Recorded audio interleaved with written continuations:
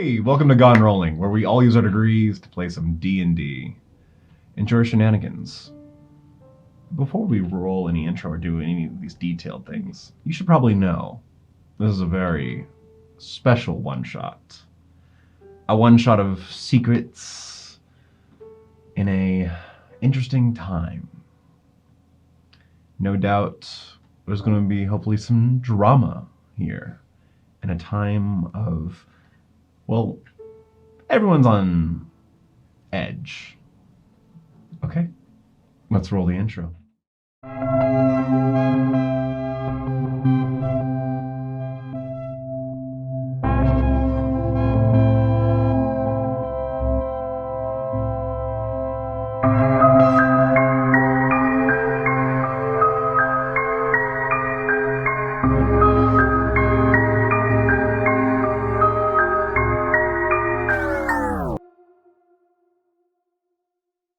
Welcome back.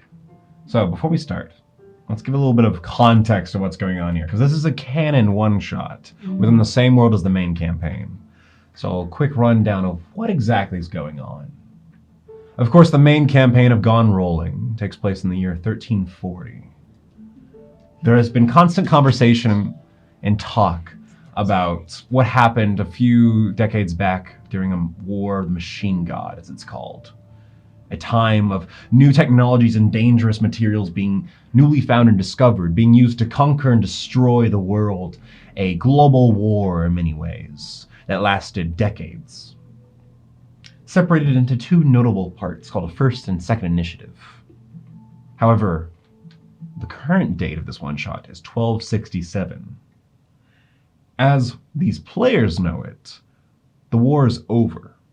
There's no such thing as a first and second initiative because there was only one war. For about 5 to nearly 6 years across the globe, the world was wrapped in chaos and violence. A group called the Metallurgic Collective, a cult and political movement that was on a global scale influenced by a new god arriving to this world called the Machine God, had started to revolutionize and radicalize the people of this world, creating schisms through families, communities, cities, and nations. In 5 to 6 years, some countries collapsed. Some countries are forgotten. Some communities and cultures destroyed. Conversion through all else. A motto through some of the most radical groups, the Metallurgic Collective, called for "the blood shall grease the gears of war." It was a violent time. But where this campaign takes place, in the remnants of the Velstian Empire, there is peace. Very delicate peace. Negotiated by an armistice of the last surviving member of the Imperial family, surviving all her other siblings and her family through an assassination attempt by Metallurgic Collective revolutionaries. Her name is Ermengarde, otherwise known as the Shield Maiden, sometimes called the Iron Empress. It's a bit of a controversial title, as she came out of nowhere and used some of the technology that the Metallurgic Collective used to drastically rush the lines of the Empire and push back and destroy borders, their advancement being so drastic that the old basic cannons and swords and metal and shields weren't sufficient enough to defend themselves. But the Empress led the people of the Empire in a last-ditch effort to stop the encroachment of the Metallurgic Collective, and succeeded, pushing them to a stalemate. The war made a horrible border of sorts. Cities here and there in the north of Velstia taken, cities in the south on the coastline of Tailend conquered, land and territory split on a gross border that interlocks and wraps in so many different ways. It's like tentacles reaching out from the ocean from the north, creeping into the heartlands of the Velstian Empire. But as of now, the border is divided between the Velstian Empire, called sometimes Velstia simply, and the Holy Velstian Republic, a puppet nation of sorts for the Metallurgic Collective, as it's a more of a global theocratic alliance. But the Holy Velstian Republic is led by a clergy and a sort of elective forum of individuals. The campaign starts in the city of Agengresh, the last bastion of the Velstian Empire in the north, a city that could not be conquered in this great onslaught that occurred 5 years ago. It would not fall, and if it did, all of northern Velstia would fall, including the capital. But due to its defensible nature, having mountains to the north, a lake to the south, and rivers on either side, it could not be properly sieged and stood against a year-long siege. Now, though, in the Cold War-like time period in Velstia, as war still rages in other pockets around the world, but here it's at a stalemate, you four have been called separately back to what you know as the Amber Hold of Agengresh, as you all are Amber Knights, a part of the Amber Loyalty, a neutral, unbiased organization on a global scale that is led by their faith of Polynir and his teachings of respect, civility, and the strong standing up for the weak. Judges, arbiters of law in some areas, called to be unbiased diplomats to serve in times of war.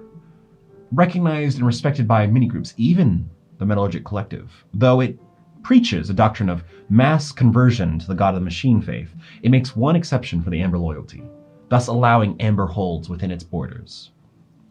But you have been called to Agengresh and given a mission to retrieve the body of 2 Amber Knights that have perished on the other side of the border in the Holy Republic of Velstia, sometimes called Iron Velstia for short, or the Irons. These bodies are of very notable Amber Knights, a very shocking, surprising death.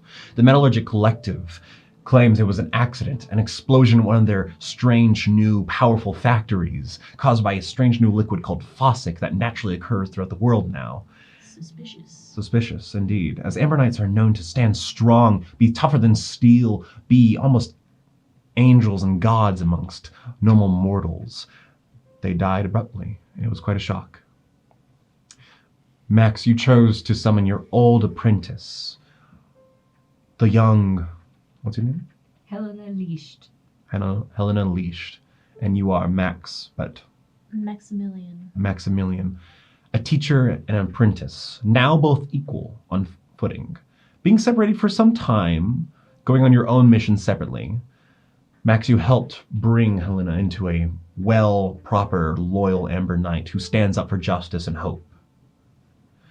But you have summoned your old friend, in some ways your old family, to help you and join you on this quest, as you've been chosen to retrieve the bodies in the city of Umberlin, one of the captured cities of Velstia, now under the control of the Metallurgic Collective, the strongest Metallurgic Collective city in the north, to retrieve the bodies. 2 others have been summoned, though, to this mission. One being, what's your name? Fallen Snow, a well-known diplomat and negotiator for the Amber Loyalty, more of a talker than a fighter, but very good at her job. Always a good assistant to have, and an excellent note-taker.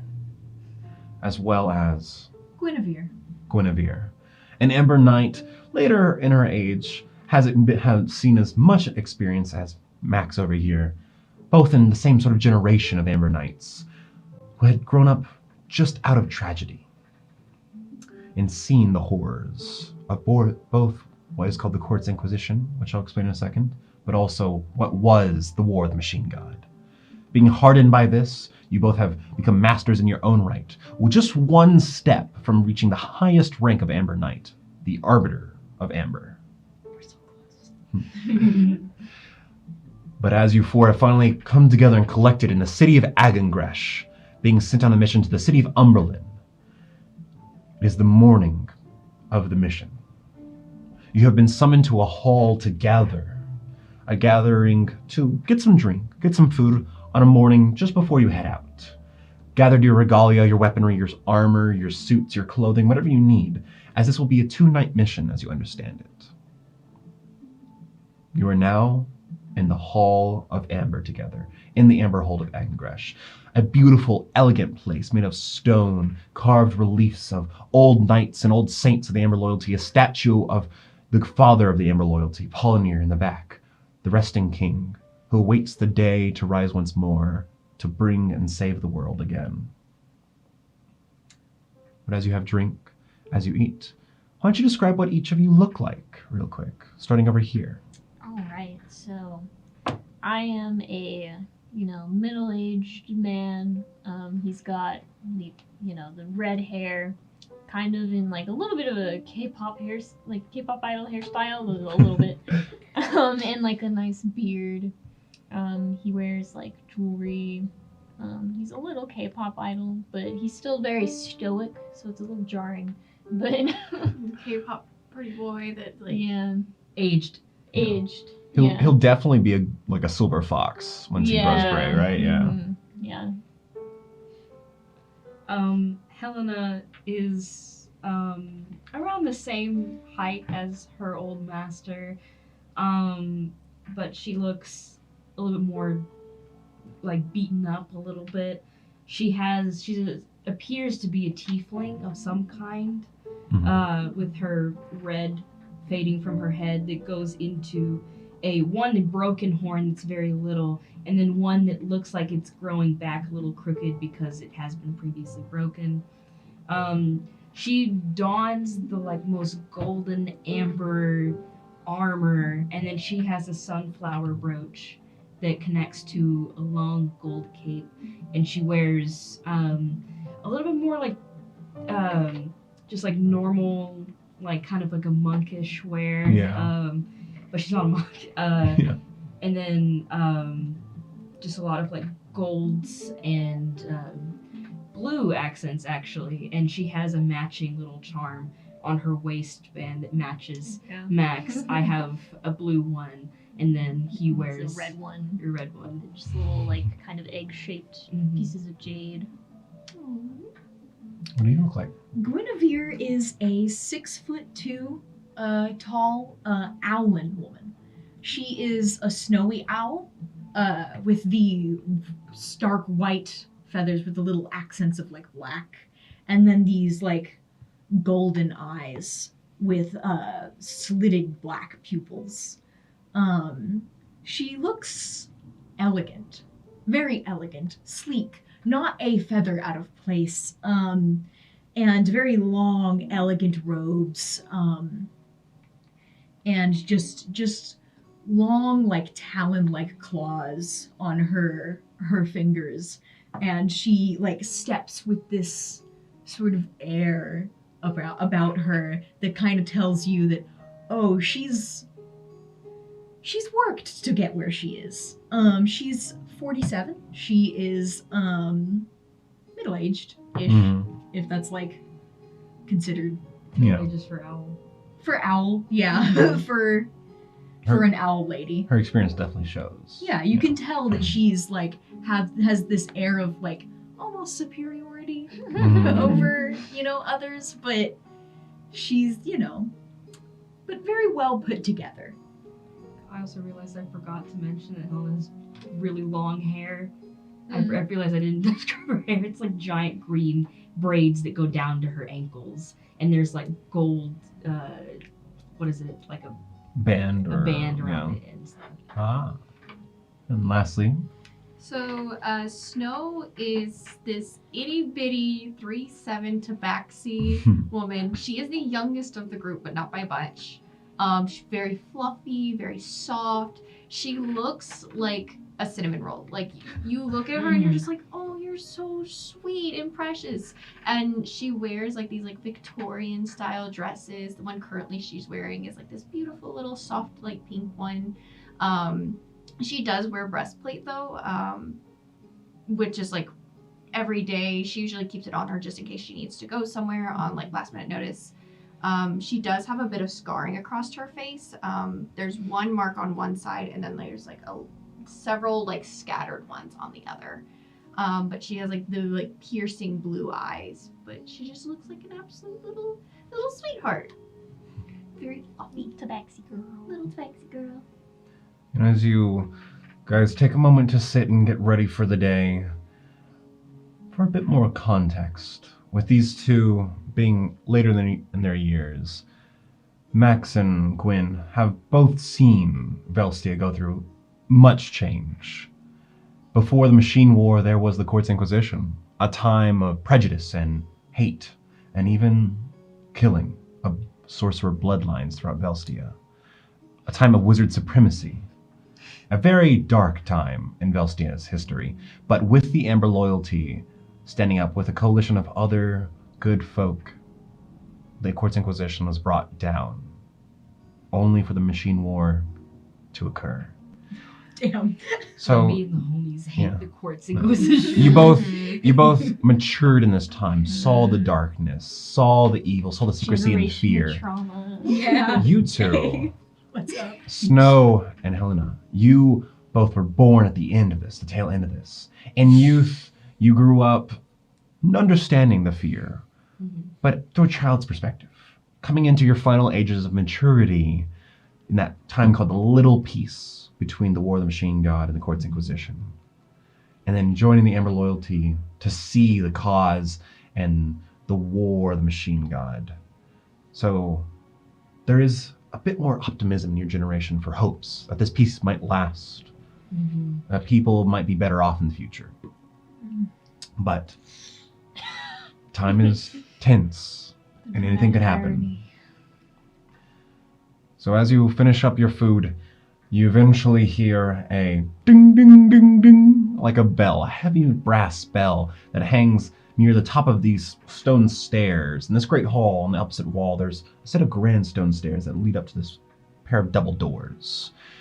These wooden doors have a bell attached to them, and it rings from a string that goes through the wall. You know, this is the call to be summoned for your mission. Right. Were we already like all sitting together, I'm assuming? Maybe, or you could have been sitting separately, it's up to you. We were sitting. Yeah, we were sitting. Oh, yeah. I would have been sitting separately. Oh, yeah. I'm not eating with these Do you walk up with your lunch tray and sit in front of us? Probably, because she would have Yeah. immediately gone up to Helena and been like, "Oh, Helena, it is so good to see you. You have grown up so much." Thank you. Yes, it's nice to see you again. I mean, it's been a few years. I missed you. I think you should see the kids. They're so big. Oh, I remember when they were just the little ones. Yes. It's so good to see you. It's so good to work with you again. Of course, yes. It is important to note that I am sitting away, but I am watching. In earshot, just like I am watching every single one of your interactions. Like, I believe that it is not just us three, but there is a fourth member We'll that is turn. supposed to go with us. And I walk straight up to you. Is Gwen Snow White with feathers? Or? Yeah. Oh, okay. she's a Snowy snowy owl, so Yeah. You hear like a clink, clink, clink, clink. What are her eyes? Are they full like black They're- or? no, They're she has gold. gold with the Oh, yeah. the Slits. slits. Okay, okay. You just hear clink, clink.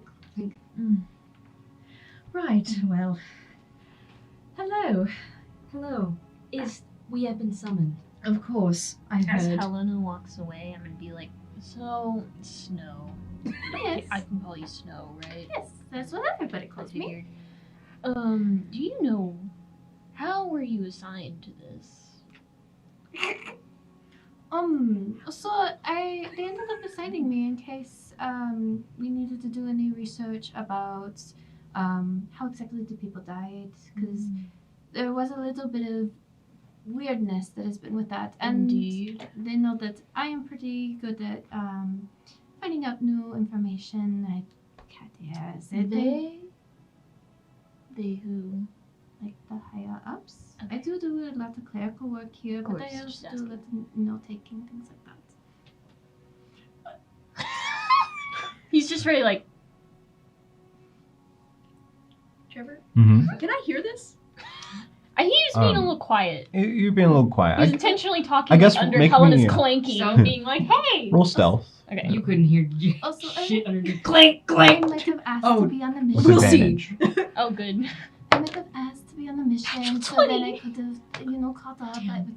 I have not seen Helena in so long, and I yeah. really wanted to do a mission with her. Understandable. She is very likable. Yes, she's so wonderful. I love being around her. It's been such a long time. I wanted to catch up with my friends, and You didn't hear that. We haven't done a mission together in years, since before my master died. So I just wanted to be with her again. All right. I was just curious since it was so last minute. Originally it was just me and Helena, but Oh well, I joined before, what's her name, Gwen? She was a surprise too. Well, the more the merrier, right? You don't want anyone here, do you? He looks over at what they're talking about. It's just flat. We have been summoned. Right, well, I suppose we should get going then. Indeed. Oh, well, it'll be interesting. It will be. My master, or my old master, hasn't really informed me of too much about this whole ordeal other than we are retrieving 2 lost souls. Yes. It's a shame. I am surprised that an arbiter of all people passed. I am very surprised as well, But- especially given what the, they have said Circumstances. about how circumstances were. But I suppose we are going to find out. I hope that my suspicions are incorrect, but I am a little wary of the metallurgic peoples. Just enough to be. That's all, really. I should keep my mouth shut. Keep my inside thoughts inside, as my old master used to tell me. Ah, yes, well, you should know that I am rather wary as well. Then we are one and the same. I suppose we are. Yes, I expect that all of us will be very observant Yes. during this. Aware. Aware. Thank you, Helena. Yes, they specifically thought that it would be a wonderful idea for me to try to speak with the parties, see if we get any information, and also just check, since I'm very skilled in the medicinal properties of different things. Yes. And I just wanted to be very clear before we are in enemy territory that this is all very fishy. of course. I do have a desire, or a hope, rather, that we do not have to engage in any sort of combat, and that your skills are the only ones that we need. hopefully. But if that does arise, I will probably be staying in the back most of the time if that does happen. Just that as is you all right. know, I don't really fight, but I'll be there to support all of you. Thank you. It is much appreciated. Why are Well. you giving us the stink eye? Huh? It's just how I am.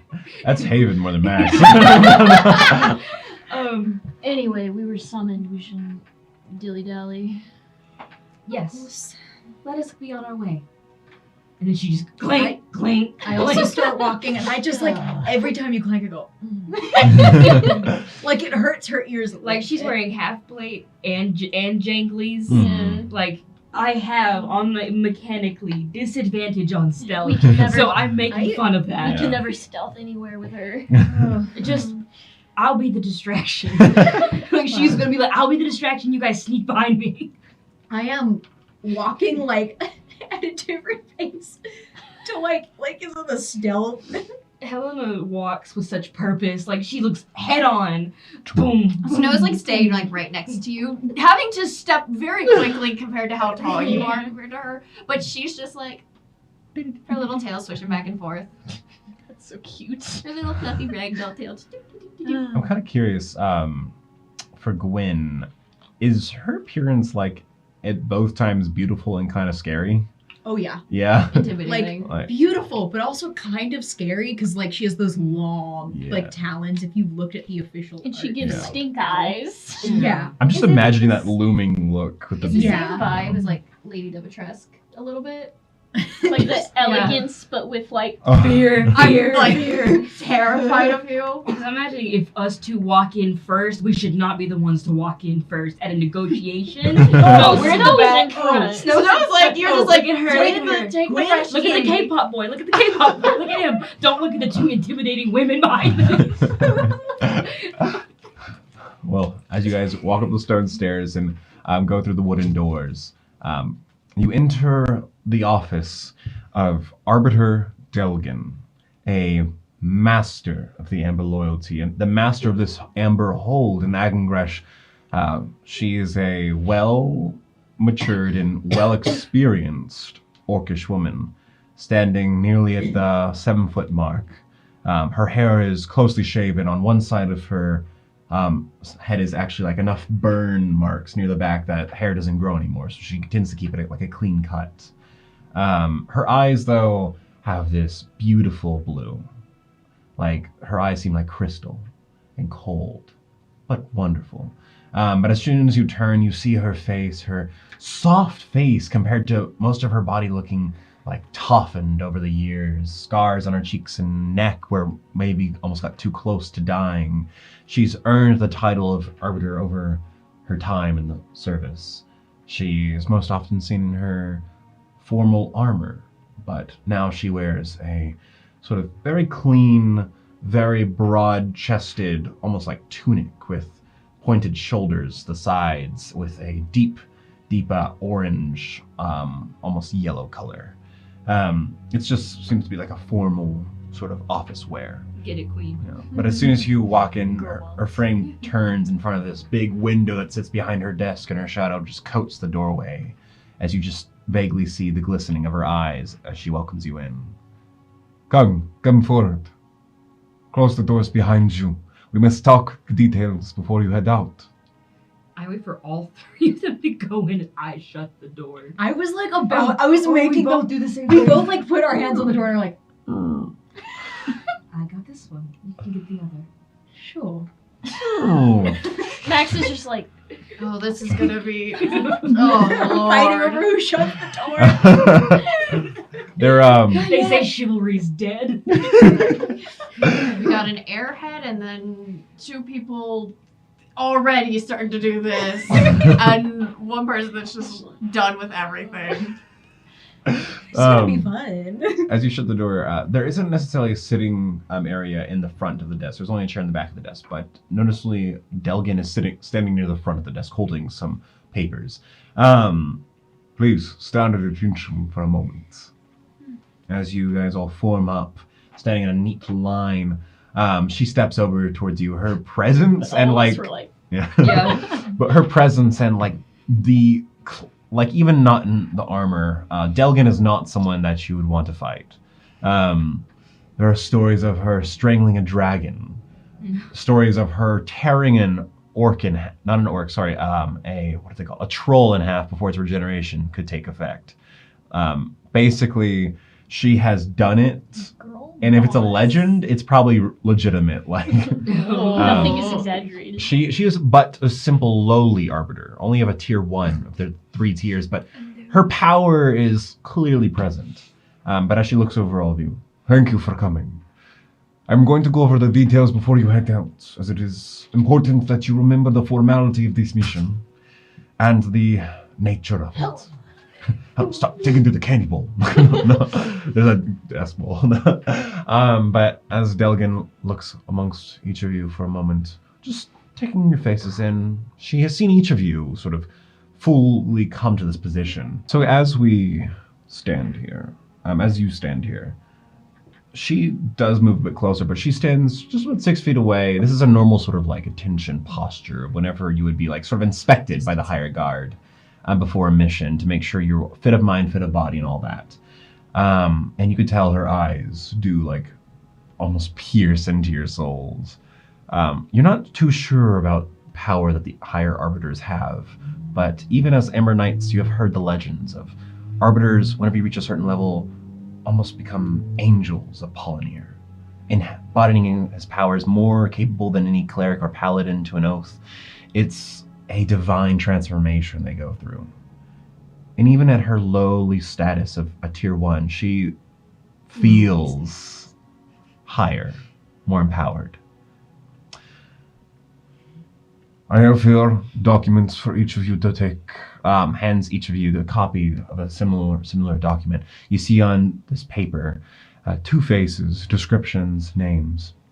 These are the 2 escorts and you'll meet into the city of Umberland. They will be hosting you at the Magistrate's Manor for the 2 nights while you wait for the ship to arrive to pick up the bodies for the funeral process. You are to teleport to Umberland, and this man shows you the document that you each have and shows you the face of this This older gentleman in his 40s, maybe around the same age as, between maybe Max and Gwyn. This is Magistrate Lynn. He's hosting you in his manor. He's in charge of the diplomacy and the exportation of goods throughout Umberlin, and he's been given this position as a sort of formal apology for the accident that occurred in the city of Umberlin. His assistant will also be your aide in helping you navigate the manor and prepare yourselves and get the resources you need while in the city. Her name is Hilda. You see the young sort of assistant, maybe in her mid-20s. She seems to be human, while Lynn seems to be a half-elven man. As you look over the document, you just see vague descriptions, vague terms to know whenever you're in the other nation of its like hierarchy. As a magistrate, Lynn is almost like a mayor of the city, but most of the city's laws are handled by a group called a forum, a city forum, which they vote on the laws and are revised by the clergy of the city. But he handles like the diplomacy, the face of the city, that sort of stuff. It's very little minimal executive control that isn't controlled by the clergy. But it seems like he'll be hosting you in his manor in the middle of the city. And that's also where the bodies are stored. They're stored there in coffins, preserved and maintained. You will also be receiving goods and compensation and apology. It seems that the city of Umberlin, the Metallurgic Collective, and the Velstian Holy Republic have offered gifts as an apology for the death of these Amber Knights. They do not wish, it seems, for their relationship to sour with our order. So, do keep in mind that maybe you should take time to observe these gifts, see what they are giving to the loyalty. Though it is sad to see these knights go, the relationship does not need to be soured in this tense time of peace. And you see near the bottom the names of these two Ember Knights that fell. Some of you have seen these names just for the first time. It's been sort of rumored what the names were, but they weren't publicly announced. You see at the bottom list the name of Arbiter Alexia. Arbiter Alexia is a name that does ring true to each of you, though. You do know of her esteem, her profound abilities. She is a rank similar to Delgin, but she has taken up the responsibility of training a knight into an arbiter. Not necessarily training Amber Knights to become Amber Knights, but no, the higher tiers.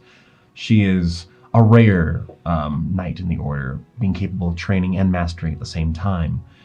She has helped many, saved hundreds. During the war, she helped escort people from safety from the battlegrounds, help hide the innocent during campaigns of siege. She is well known for her generosity and her prowess, and just as combat capable as Delgin. Once it was said that she even brought down one of the new and advanced skyships that rained fire from above. Oh, shit. With a single launch of her bow. But that is just the power that Arbiters possess. They are not simply a level above Amber Knights, they are levels above Amber Knights, holding the power that only the Divine could wield sometimes. But the second knight to die was a trainee, one that was in the process of becoming an Arbiter. Her name is Knight Verity. How do you spell that? Verity. Verity. Or Verity, depending on how you pronounce it. Also in her 40s, Alexia was in her actually like late 70s, but age slows down if you become an Arbiter. So she showed her age, but she was great and white-haired, it seemed, but she was still physically like capable of everything she did. But Verity was a tiefling woman in her mid-40s or so. Please make sure that the bodies are well taken care of, and see to it that they have been properly stored in these coffins, and make sure that there is no manipulation by the Metallurgic Collective's influence. I, for one, have heard the rumors that has been spoken throughout the hold and the city. I do not necessarily believe that 2 Ember Knights could die in a factory explosion, at least on an arbiter. But there are still things that we do not understand of this Fossick liquid. But it is suspicious. I do not know why they would risk peace if it was purposeful, though. But as I said, you are going now to ensure that the bodies are secure, watch over them, keep track of all the goods and compensation that the collective has offered, and ensure that it is all loaded onto the vessel within 2 nights, and come back with the vessel. It will be laid to rest in Unrest. We're preparing feasts, and some of the country folk are invited in to celebrate the lives of these heroes. It will be a good time within the city, a pleasurable time in a moment that is so, in a time period that is so tense. Good luck, and I only wish you the best. May you walk with his grace. And she sort of gives you this common bow, this genuflection that is very common of the Ember Knights, as it's a posture that Polynir is positioned in some of his more past statues before he was turned into what is essentially like a comatose god in a way. Still communicating with his followers, but in a rest until he can fully heal. It's a sort of position of the right arm opening to show no weapon, with the left arm at your side, a bow of the head, and almost exposing your neck. So at any moment your enemy could strike you, if they dared. But yeah, and you are dismissed as she waves you off. And you are to head towards the teleportation ring in the tower, in the Ember Hold. And you are allowed to communicate on the way there if you wish, as you leave the room and the door is shut behind you. Clink, clink, clink, clink. I shut the door behind us. Oh. She doesn't make that head, but Ryan does. Shall we? Indeed. As you walk down the halls of the Ember Hold, you pass by other knights, other masters and apprentices. The long, long, ancient tradition of a pair of 2, an elder and a younger, teaching one another, creating a sibling family-like structure that bonds the Ember loyalty. As to be a higher knight, an arbiter or a higher rank, it requires a devotion to the loyalty. So often, members find their relationships of friendship and family within the order. But on occasion, there are times where a knight is allowed a family outside, knowing you can never be a leader of the order, but you can enjoy life and live it to its best. But as you walk through the hold, you pass through windows seeing the city of Unrest, its massive, structured walls with massive machinery and ballistas, a new upgraded ballista prototype being placed upon the walls to shoot down any enemies in the sky, walls that are barred and metalled spiked, the rivers and the mountains and the lake to either side. The city is crowded. Multi-layered buildings stack on top of each other, but Unrest is a well-known metropolis. A city of industry, not as industrious as some of the Melodic collective cities, but industry nonetheless.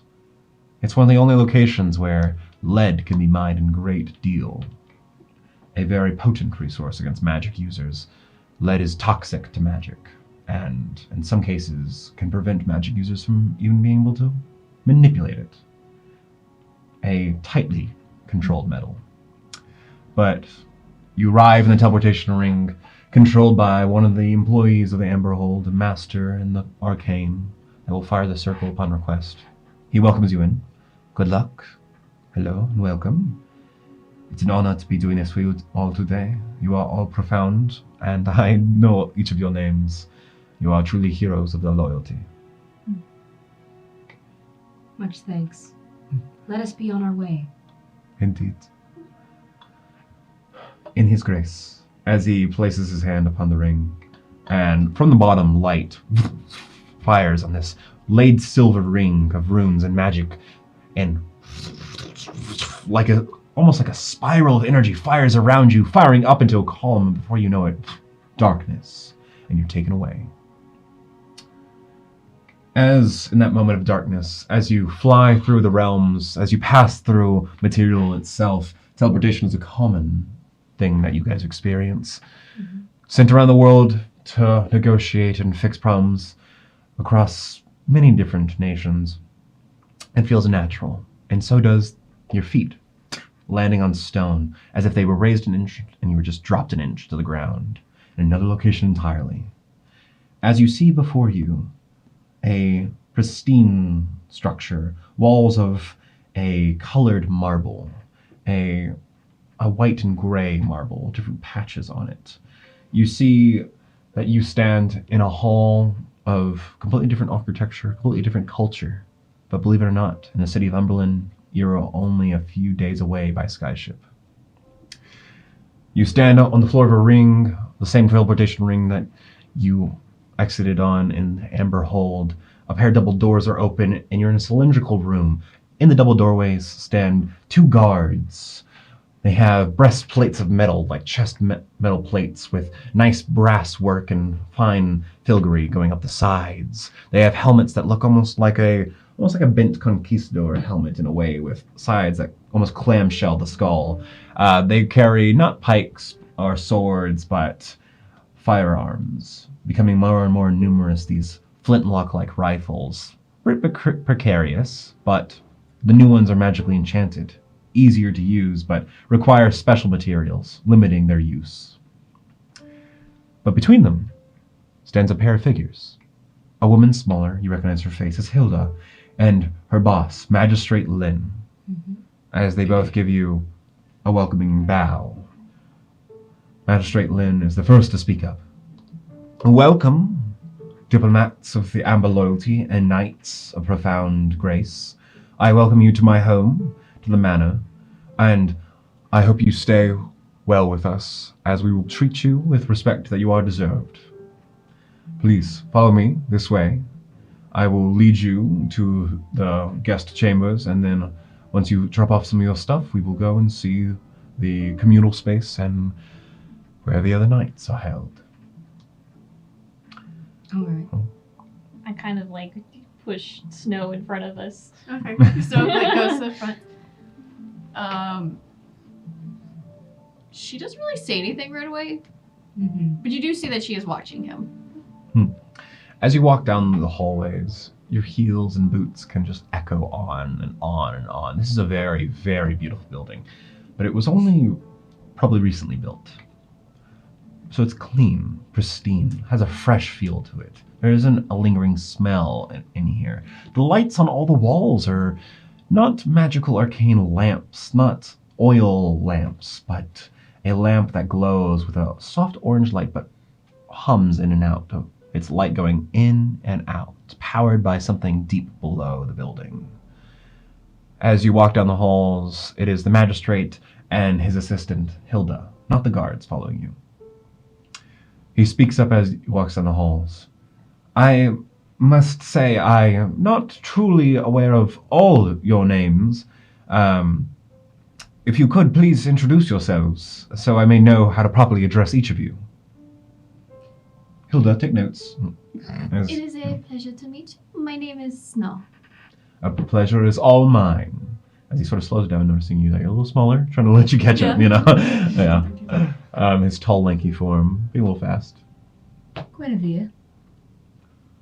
You are an interesting group. I haven't seen many people like you around this area. There aren't many.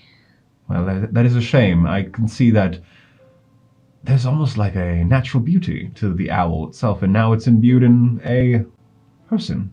Ah, yes. I suppose you're right. Before you continue, as you walk down the hallways, you do see art and decorations becoming and starting to understand with some of your insights and your wisdom, realizing that Magistrate Lynn is perhaps a man of art, a man of like a passion for the arts. A lot of these arts, though, are interesting arts that maybe don't belong in Velstia, or maybe from other nations as well. Can I just kind of like as we're walking, Object. I just number one, I would like to just watch the hallways we're walking down. Okay. See what doorways exist as we are Mhm. walking down this hallway. Yeah, kind of essentially creating a mental map like of creating a Mhm. mental map of where we are. Okay. What- Yeah. Give me just a perception check in this point, as you're like ideally trying to make this perfect. Are there Snow's any gonna like do the same. Okay. people Perception in check. the halls at all, or is it just Every once in a while, you will see a servant. I'm gonna use this Um, one. a soft bow. They wear like maid and butler like outfits, a little more like Renaissance-esque, but they are wearing blacks and whites. They Yeah. greet you. They don't say anything. They just bow. That's a 30. 30. Okay. Yeah. Yeah. You're doing pretty good, I guess. That's a pretty good roll. And then can I do kind of an insight check on this person? Like, could I In kind a, of? in a moment. Yeah, Okay, yeah. we'll take a moment. And they're level 11, by the way, though. So yeah. Yeah. You know, we're up there. My modifiers Damn. are stupid. Well, mine was a 13. Okay. I will say, I don't know how much this would affect this, but I do know which way is north at all times, and I can recall anything that I've seen within the past month. Oh, you definitely. got the keen mind feat? Yes, I did. That'll definitely help. Can I like insight check like the servants, like the atmosphere? Like Absolutely. are they like Can I do that, but with him? Yes. that was a natural one. Servants seem formal, quiet though, very, very quiet. But 25. 25. I'll whisper something to you. Ooh, already I getting never get a secret. I'm gonna get secrets here. today. All right, so I've got my mental rolled map. that natural one already. Like, ugh, I didn't even roll a natural 20. Okay. I'm mad. But yes, as he continues to walk, you two, as maybe you're about to introduce yourselves, Just real quick. you guys are just walking in the hallways, and you see like the servants do bow and they greet you all. They make eye contact. They aren't reverting their eyes, which in the Velstian Empire, servitude is a lot more strict. Here, and the one thing about the Metallurgic Collective is it's a bit more of a social doctrine. Everyone's equal under the machine god, unless you're not, and then you're not equal. Yeah, basically. Yeah.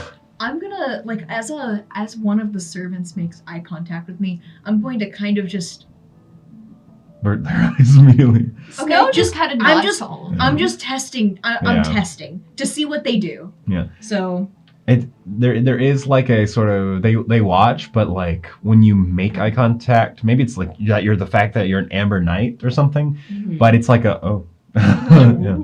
all right. But as you two are maybe perhaps about to introduce yourselves, Lynn speaks up. I actually do know of you two.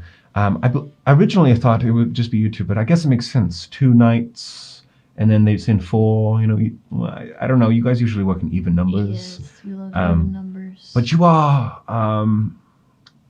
Maximilian Correct. and Helena.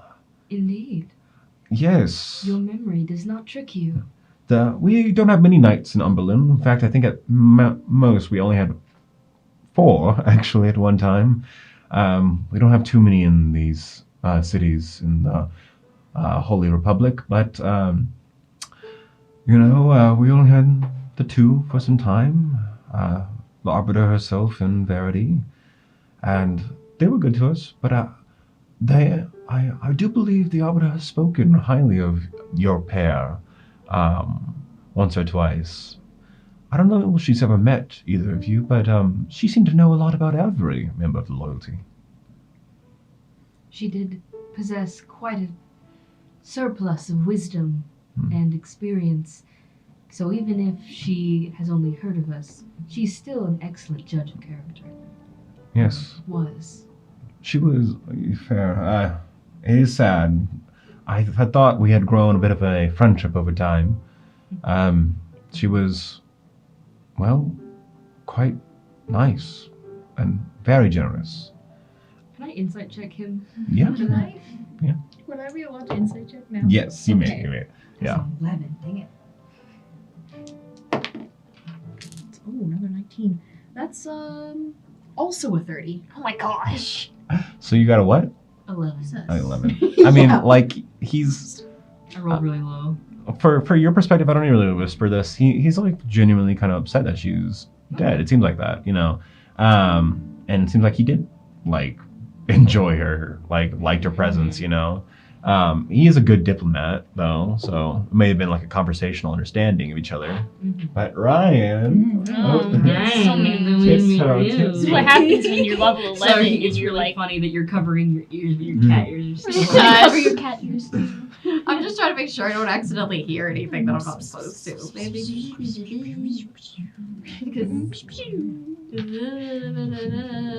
I'm trying so hard not to hear. Okay.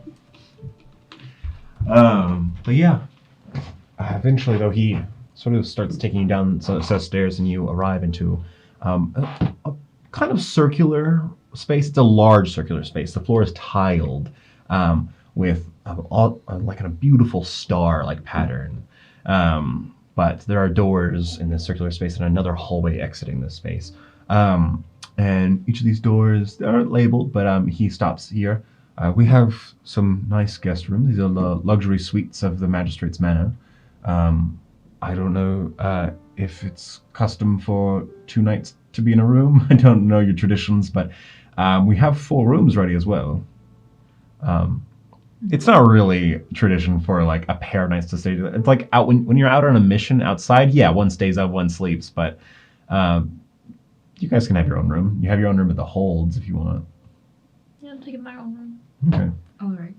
I will separate. We have keys for each of your rooms if you wish to lock them. It only locks from the inside, so do keep that in mind, though. Very well. But if you want our staff to not enter your room, there are little markers that you can hang outside your door. Do not disturb. D&D. D&D. I am taking note of those markers. And you have free range to our staff if you have any special requests. If you have a hankering for a nice sandwich or some tea at some point, you feel free to ask. Are we welcome to just wander around, or is there any places that we should not enter, or things that we should avoid? Well, you're welcome to mostly everywhere. The top floor is my personal rooms, where I and my family live. About here is the guest area on this level. The level below us is like the storage spaces. That's where actually the compensation gifts and sorrowful gifts are for the knights that fell and the loyalty as a whole. And below that is like the boiler rooms, which you may not be familiar with. I could show you around if you're curious about how it works, but Oh, I would love a tour. That would be so wonderful. I'm afraid it's not as graceful as these floors, though. It's quite loud. I mean, anything can be interesting, especially if it's not the place that we've ever been before. Well, I'm proud to say this is one of the first fully operated and heated buildings in all of the Velstian lands, completely powered by a Fossick engine. One of the profound new devices our engineers are perfecting as we speak. The Fossick engine. Indeed. The strange liquid that glows blue, that bubbles up, can be used as a resource, it seems, to power. Even the lights you see in these spaces are powered by it. Oh, that's so fascinating. An arcane light and arcane heat for a more arcane future. Is that like tagline? I'm working on a few different posters. If you wouldn't mind me asking, how does that affect any sort of... I'm sure you might have servants who have magic to use to partially clean, like prestidigitation and the like. Does that interfere with their work? Well, My understanding of Fossick is damaging. it has had about a bad atmosphere around it, but it's more of that it's dangerous in its raw, more exposed form. In the boiler room, I would suggest not using magic, not casting spells in the open. But that's more of like, don't light a match in a room of oil, you know? But Fossick is perfectly safe. It just happens in some areas that, just like a match with oil, it can ignite. Magic and spells can cause it to sadly react, as we saw with the factory explosion. If you will follow me, I actually do have a window view. It was quite devastating for the city. It's actually not far from where the knights are being held. Take us. Follow me. Hilda is just like standing there. Basically, like Hilda is like her title's advisor, but she seems a lot like assistant as well, like assistant magistrate.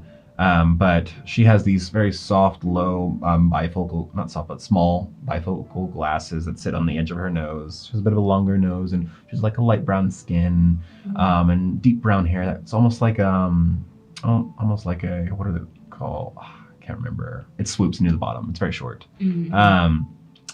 But as you guys walk on, Hilda is quiet, but she seems like she's very interested in all of you, like taking notes of the conversation. I mean, to be fair, the magistrate didn't say note this stuff down, but she seems just as professional at doing your job as you do, you know. Is she? Can I tell that from? Definitely with all your passive insights, you can get that, what I just said. Okay. But as you walk on, the magistrate is mostly holding the conversation. So I'm curious, any amazing stories or adventures any of you have gone on? Knights always have renowned quests, don't they? I mean, I've been sent on some missions, but most of my stuff I do a lot of more like clerical work personally. They mostly just send me for whenever they need people to be healed or kept track of information. I'm one of the few people that have the ability to speak with dead, so they do send me to those quite frequently. Oh, I see. Well, that's fair. I mean, you are no doubt proficient in what you do. All Elven Knights are. How about you two? A golden pair, no doubt. Any interesting stories? We did used to travel together, as Max is my old master. We do have quite a set of tales, but quite a few of them I fear Max would not rather me say them out loud. He's like an older brother to me.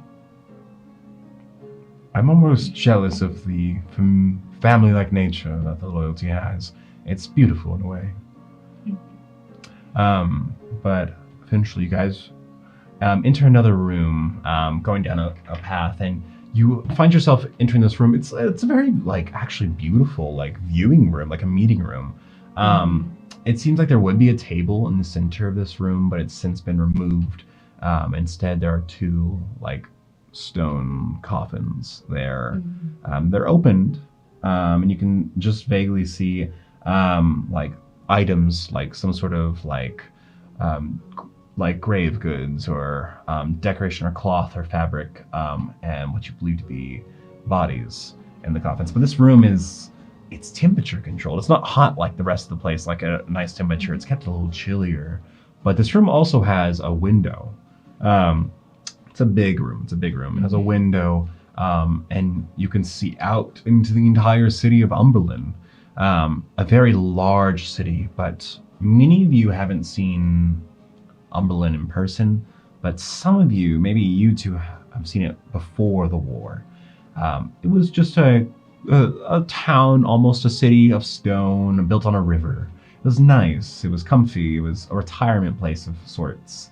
But now you see these large stacks of stone, pillars with some sort of smoke or mist pumping out of them. You see near the river these massive wheels spinning on the water. You see these large buildings in between the small townhouses and the buildings, and the now multi-storied structures and pipes running between these buildings. This city, this once-time town, has now become a city of factories and living.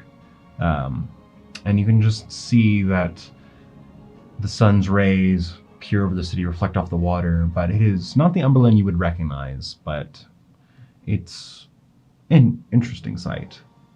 But something you can all see very easily is in the corner of the window, a few, maybe almost a mile away into the city. So it's sprawled out a lot over the years.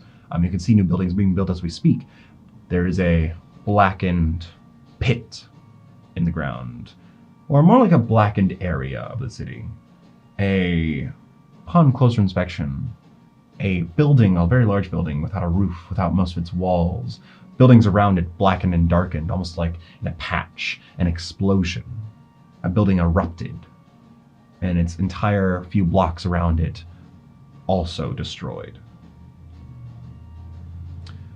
This is the room, and there they are. If you would like, I could give you a moment,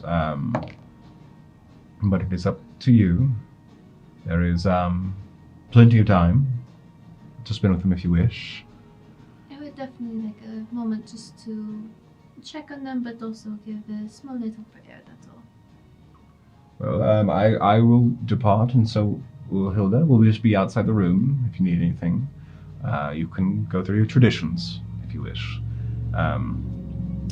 Hilda, let's go. And Hilda gives like a quiet bow, and he does as so, and they both walk out, and the doors shut behind them.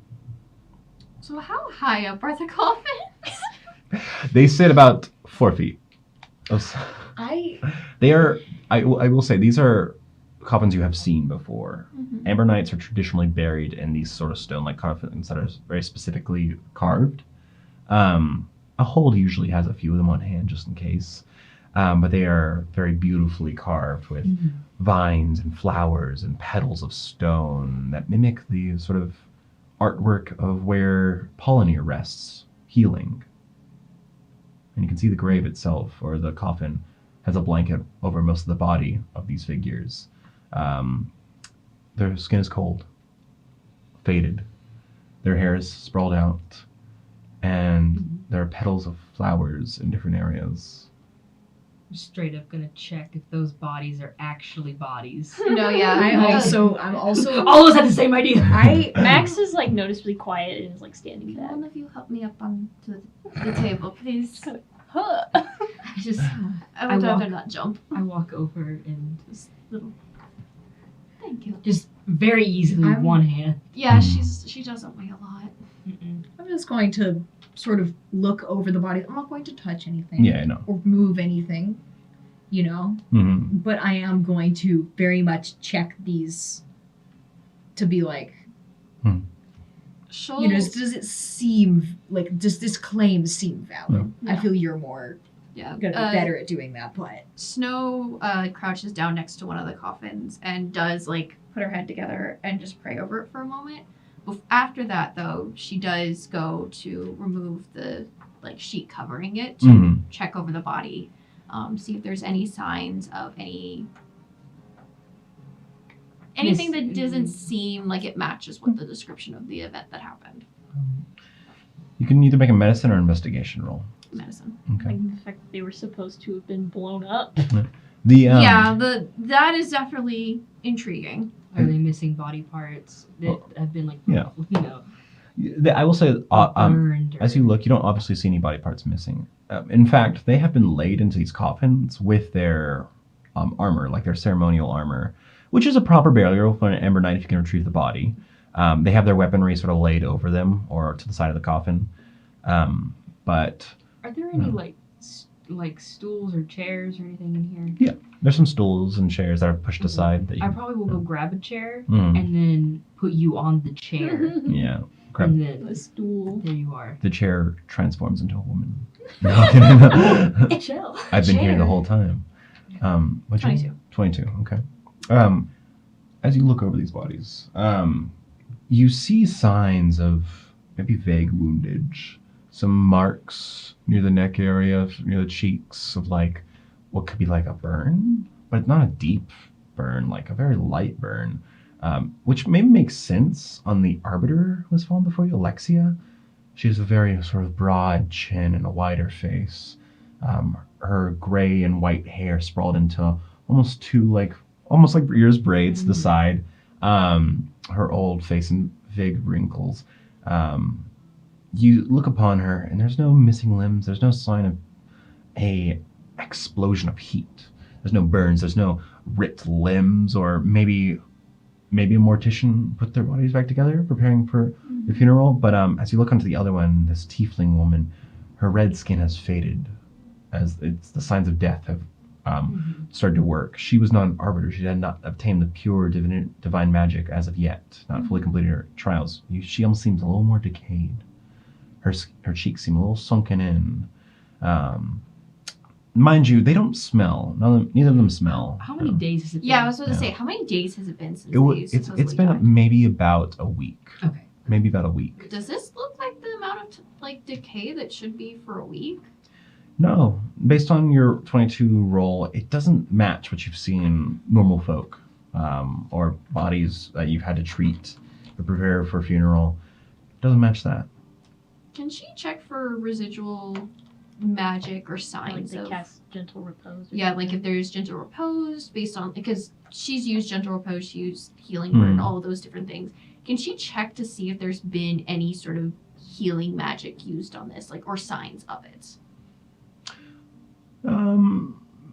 Make an investigation roll this time. Okay. Are you proficient in Arcana? No. Then this should just be an investigation roll. I'd probably walk back to Max Mm-hmm. and whisper. I'm 11. 11. They may have been mended back together. You see healed wounds, Mm-hmm. but they do seem cold to the touch. They seem lifeless, Mm-hmm. but no signs of huge trauma. Or magic. I'm gonna clock that they're whispering, Yeah. and kind of keep an ear out. Kind of. Yeah. That's fair. I would say just make me a stealth roll. Oh, I probably should do Yeah, that you too. should do too. Yeah. Can I? You'd make a perception check. That's a perception check. On stealth, right? Yeah, it's for you stealth. Okay, do you have disadvantage on speaking stealth? I wouldn't apply it to that necessarily. Like you could see Okay. that they were together. It was still a 3. Oh, Like my okay. first roll was a 3. fair. I got a So- 19. 19. What'd you get? I got a 21. Oh my god. Well, Well, we'll just repeat what we Yeah. said, I guess. okay. Sorry. Yeah, I'll repeat what I said. What are you thinking? And then he like paused for like a good long second and was like, "I'll tell you later." I just Okay. clocked that. it seems You like missed nothing. something's going on between them. Yeah, it wasn't Oh. You heard nothing. They were once master and apprentice. They have a close relationship. I know. but I'm yeah. just. I am clocking everything right now. They have been hugging each other, not hugging each other, but like hugging close They've to been each other. hugging each Yeah. other. Aw. So sweet. such a wonderful sibling bond. Such a close bond with each other. And Anyway, Max is like back there like stroking his beard, just like I'm just making sure I clock everything Yeah. that anyone whispers. I'm absolutely going and like looking at the window and like making scheming plans about how long will it take to go over there? 'Cause she wants to go and investigate that dead Mhm. building. Mhm. Do you think that we have the time for me to ritual cast detect magic rather than? Remind me of how long she's looking out the window, but she's repeating. It's almost like she's mirroring like what he is doing, but like she's got this action from somebody. Yeah. Remind me how long that ritual It's about casting 10 will be? minutes. I believe we have enough time. All right. She will ritual cast detect magic. Okay. I'm going to go investigate the gifts. those are like downstairs, Yeah, aren't that's they? it. Yeah, the- You guys can No, split no, it if you no. want. There are like grave goods placed in the in the Okay. coffin with them, like flowers, some oils, and incense. Okay. The Metallurgy Collective, Misunderstood. it's fair. Metallurgy Collective hasn't tried to like use their faith in this situation, but has noticeably kept this Based. room empty, and like Untouched. untouched. Like they don't want their other citizens to really get involved with this. Mhm. Yeah. Yeah. I am going to go look out the window and just look at like the explosion site Mm-hmm. and kind of Join from me. a different distance, Yeah. also join you at the window and kind of look and see what like is there like a lot of rubble? You know, is there an abnormal lack of rubble? You know, I'm sure we'll get Yeah. over there, Oh, yeah, fair. but I'm just kind of from a distance. From here, you assessing can the make another situation. perception check to just try to get a view of the whole situation. I feel weirdly bad about how high my Well, perception it's checks it's are. your class, you know. It just No, helps you. it's my job. But Yeah. like, it's very funny. I'm just like, It would also make sense that of course an An owl Yeah. would be really good. Yeah. I want her to like Hearing. 180 turn her head around at some point. I see something out there. so that was a Mhm. 24. Okay. There are clear signs of a massive explosion that went off. Okay. Buildings around this massive factory building were destroyed and obliterated. A lot of people probably died. Now, the Melody Collective says that these Amber were there to help get people out from an explosion, and they got caught in the blast. So it could have been a delayed explosion or something like that, or maybe there was a secondary. explosion? Maybe. Interesting. Can I talk? Guinevere, are Yes. you equally as not believing this tale as It's- I am? It seems to me that they claim that that they were caught in the blast, but they were helping people out. So I wonder if either one, the situation was they sensed a blast or an explosion was going to happen, and they proceeded to get civilians out or workers and whatnot, and then a blast occurred, or, which is the more likely answer, they're lying. Or, well, my thought was a second blast, but it is Why? curious as to, well, we don't know much about this. I don't know much about this Farsic. But it seems interesting. Clearly there was blast, because, well, obviously there's rubble, buildings are destroyed, but I can't help but wonder as to the validity of their claims. You know, there are such a thing as airships attacking from the sky. And she looks closer. Does it look like an impact or an explosion? Make from this part, it's hard to do investigation, but I'll say investigation. Yeah. It might be easier to discern the shape, though. That's true. Because if it like hit from down on the ground, Yeah. it would be Mhm. a lot more ground stuff. Yeah. While if it was hit from above, It'd be it would indented. be indented. Would you roll?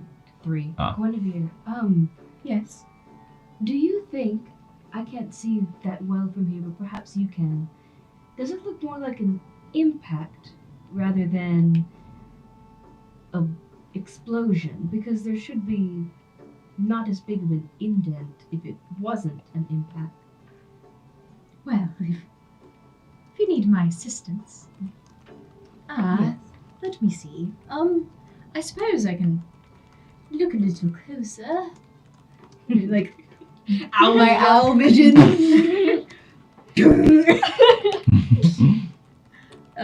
Can I use my owl vision? Mm-hmm. Yes, you may roll investigation. Awesome. I would love to. No. That fell between the. Doesn't count. Come on. That is a nat 1. Oh no! Still It a happened. 12, That's but a true. nat 1. Oh my lord. As you look out there, it does look like it was erupted from the building. Now, whether it was something that fell into the building and exploded, or like the building exploded, it's hard to tell. I might have to get closer. It is difficult to tell. I do also desire to look at it closer and investigate. After all of this does seem extremely fishy. Of course. I'm not quite sure I trust them, but... Well, I suppose I shall have to see on that front. Snow, have you discovered anything? Yeah, Max has come up behind Snow at this point and is also like, We thought of it at the same time. Mhm. Is she done ritual casting at Yes, this point? about now you finish ritual casting Detect Magic as you grasp the magic in your hand. It coats your eyes. Your eyes glow a bit with this color. Gold. It Gold. was like a gold shimmering around her eyes. You begin to perceive the room. The walls are lined with magic. That's obvious. But a sort of like an interesting transmutation like magic. Maybe the heating of the walls? Somehow that's how it works. Deep below you, you feel like there's a source of that transmutation magic. Mm-hmm. But there's a lot of magic below you, actually. Is it all the same kind of magic? It's varying different kinds of magic. And that could be the faucet deep below you, like the furnace, the Mhm. boiler. But as you look upon the bodies, their weapons and some of their armor is magical.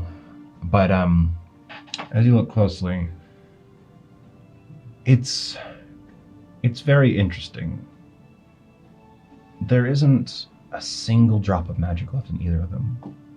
They're cold and dead. They're like statues of lifeless flesh, a corpse completely. Though they wear magic items, I know it's around their body, on their body, nothing's left in them. But I will say, can you just make me a wisdom check, please? Is that normal? That doesn't seem normal. I'm not gonna lie. Yeah, it was like how wisdom? high tier the Yeah, wisdom arbiter check. is, you know? Yeah, very such a 15? powerful. 15. I would say with your wisdom, with your knowledge and your experience and what you at least believe, arbiters of amber arbiters basically become like almost magical creatures when they reach the higher tiers and stuff like this. Alexia's body, as it rests there, is dead and cold and quiet, and it feels like she's almost beyond death. Like her corpse is not of a magical creature's corpse, as it probably would be. At least you'd think it would be. It's like every little bit of magic is sapped out of her. Yeah, this is Along with her from soul. what she's seen from like handling other dead bodies before for like ceremonial purposes. Does this seem normal to her? Well, this is the first arbiter you've seen. Okay. Other bodies aren't magical by any means, and other Amber Knights, though their deaths are rare from combat or old age, they also aren't magical. Okay. They Does gentle repose leave any lingering magic, whatever it's currently like getting used? Well, usually they're Um, supposed to have coins on their eyes, right? Yes. Yeah. Whatever they've used to preserve the bodies here, it doesn't seem familiar like that spell that you would use. It's interesting, to say the least. Does she sense any sort of divination magic in here at all? Or any magic in or surrounding her that seems off? What's the range of your spell again? It's like 30 feet, I think. Yeah, 30 feet. And she has a passive perception of 23, by the way. Okay. Yeah. Jesus. You- Level 11. You do Love not. my passives. You do not sense any divination around you. No. Just the transmutation that's lining the floor and the walls, and magical items of the bodies. And does that hit like the entire room? Your detect magic or what? Yeah, the detect magic. It only has the range that it has, and doesn't cover the full room. No. Okay. But it just barely almost encompasses the whole room. What part, like, Probably closer to the windows and closer to the doorway. It's a more rectangular room than it is anything else. she'll hop down and just really quickly walk towards both sides of it just to double Okay. check. There's a little bit of a kind of a staircase that goes down into the doorway. It's like raised a little bit here, and you go down there. And as you are outside, you detect magic that's different than the transmutation outside this room. It could be though the people waiting outside, the magistrate and Hilda, they might have magical items on them, and you do sense like a divination magic, an abjuration magic. You sense what you believe to be like an enchantment magic. But Should we send someone out there to distract them? seems about that. Was there anything by the window? Actually, No. I think we should go to our rooms and set down our stuff. That is true. Sure. If I may, bow. Huddle up. Right? I have an idea, or at least a suspicion of what we could do. I say this quieter, but Yeah, for the- absolutely. for be able to You're hear. whispering. I'm whispering. Yeah. So I'm very curious, both the site of the explosion as well as the boiler room. I fear that something might be in there, if anything suspicious, considering that magic cannot be cast there without a danger of another explosion. Perhaps they use that to their advantage to hide something. Out of character, would I know that you're like kind of stealthy? If not, I'll just say something else. I mean, I assume that it would be known Yeah, like by most. you're trusted to go on your own missions, and that's probably from the perspective of you're very capable on your own, which probably implies that you have good stealth. Because Yeah. Okay. I would You assume also that it would look be quiet, known yeah. that, like, because of like the silent flight, her silent flight yes. capabilities, that's that's like a big part of Yeah. why they sometimes send her on missions. Yeah. Guinevere, correct me if I'm wrong, but I have the impression that you would be the right person to perhaps sneak around and sense or find things that do not want to be found. And I know you desired to see the impact site, but I believe that I and Max could go look at the site, and you, Snow, distract our hosts for a little while you sneak around, and then we gather up eventually and exchange information.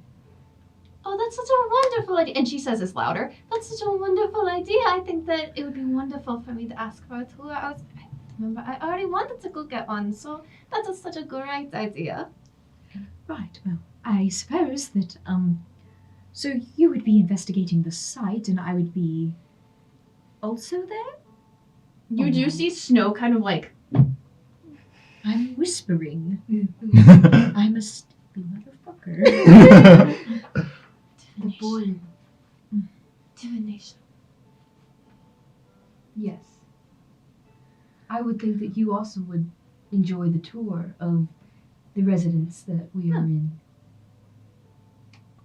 All right. Well, It would probably be I best suppose. if you two went and talked to some of the townsfolk, got a little bit more information around the town. Also, just see the sights. I've heard that you've been here before, correct? So Once or yes, twice. it'd be probably wonderful for you to see all the extra new things that have been added. Of course. Yes. Well, Lovely idea, Snow. I still think that we should all go set our stuff in our rooms so then we could get acquainted to where we're going to be going, and that way we have a good place to meet back up. Okay? I'm gonna go over to the. I want to do my own investigation since I haven't really looked, but I want to look at the knight's body. Alexia? No. Verity? Yeah. Okay. I just want to see if there's anything strange about it Give that I me- might pick up. That's fair. You can roll investigation if you want. Oh, and could you put the sheet back on them, please? That's I held cocked. down before I was able to do that. I shouldn't have. It rolled like a I'm not- 1 and then a 1 when they were both cocked. I shouldn't have rolled it again. Uh-huh. 10. It's hard to see. I mean, you're just looking at a body right now. All right, let's go. alright. Pull little sheets back on the body. Yeah. And guys, exit the room. So the door's open. Hilda turns. It seems like they were in the midst of the conversation. Hilda turns and the magistrate. Oh, welcome back. I hope that your time was proper and good. Obviously not a good time, but I hope it was proper. Yes. Could you possibly take us back to our rooms just so that we could get acquainted, set our stuff down? Also, Gwen and I were wanting a tour, if that's okay. Absolutely, I can lead it myself. No problem. I would love course. that. That'd be wonderful. Yes. can I roll an insight check? Yes, you may. About like specifically about what they were them chatting, kind of see like. Yeah. Were they being like, crap, they're gonna find the thing. Don't say They're gonna find anything. out and stab them to death. Hilda, Yeah, like, get the What's knife. the vibe of this conversation? Yeah. Essentially, is what I'm trying to figure out. Okay, that's a Insight. insight. Yeah. Right? Yeah. Sorry, I asked for insight. That's Extra fair. jail. Let's go to jail. Wait, I'm pretty sure That's an 18. the same one. Yeah. They seem to be having a formal conversation before you entered. Maybe they were just talking about state business. Okay. I can. This is gonna be for publicity. Does everyone want to go on this tour as well? Actually, my old master and I were curious about seeing parts of the city. He has been here in his far, far gone way youth. So I wanted to Yes. see. Go a bit on a I wanted nostalgia trip. to, walk around, see what's changed. Absolutely. You've aged quite well. I say I have no notice of your time. Thank you. Yes. Buddy. That could be arranged. However, I think Hilda will sort of guide you. And if you like, you can go see the explosion site, but do be careful. It is quite treacherous. Not all the rubble has been removed yet. Understood. But yes, enjoy Umberland. Just be wary. Not many of the people are fully aware of the Amber Loyalty's Presents? presence in the city. Well, they're aware of the presence, but they won't know how to act with you. Yes, Thank you for the warning. of course. This way to your rooms. Maybe we should change. No. Why?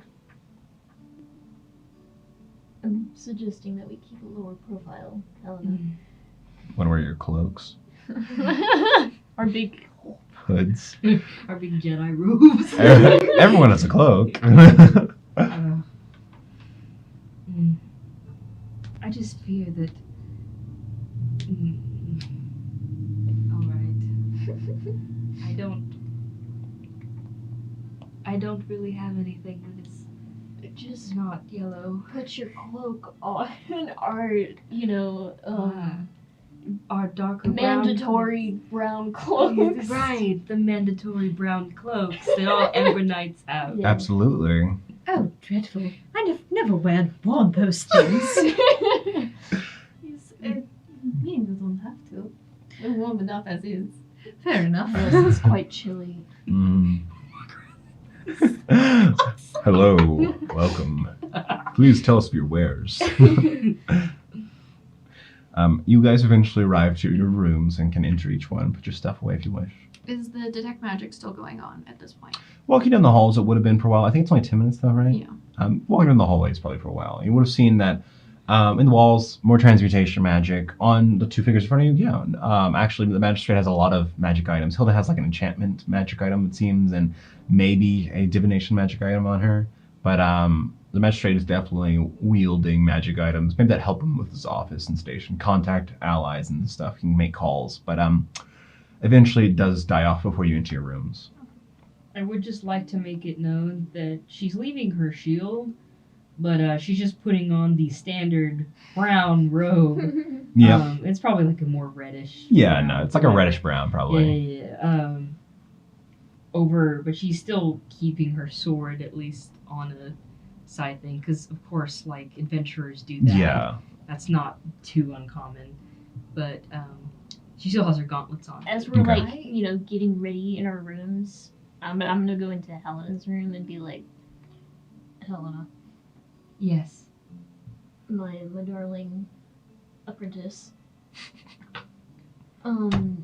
Can you occupy our friend Hilda Absolutely. for me? There's something else I wanted to check. So Understood. continue on to the blast site. Okay. Should keep them occupied. All right.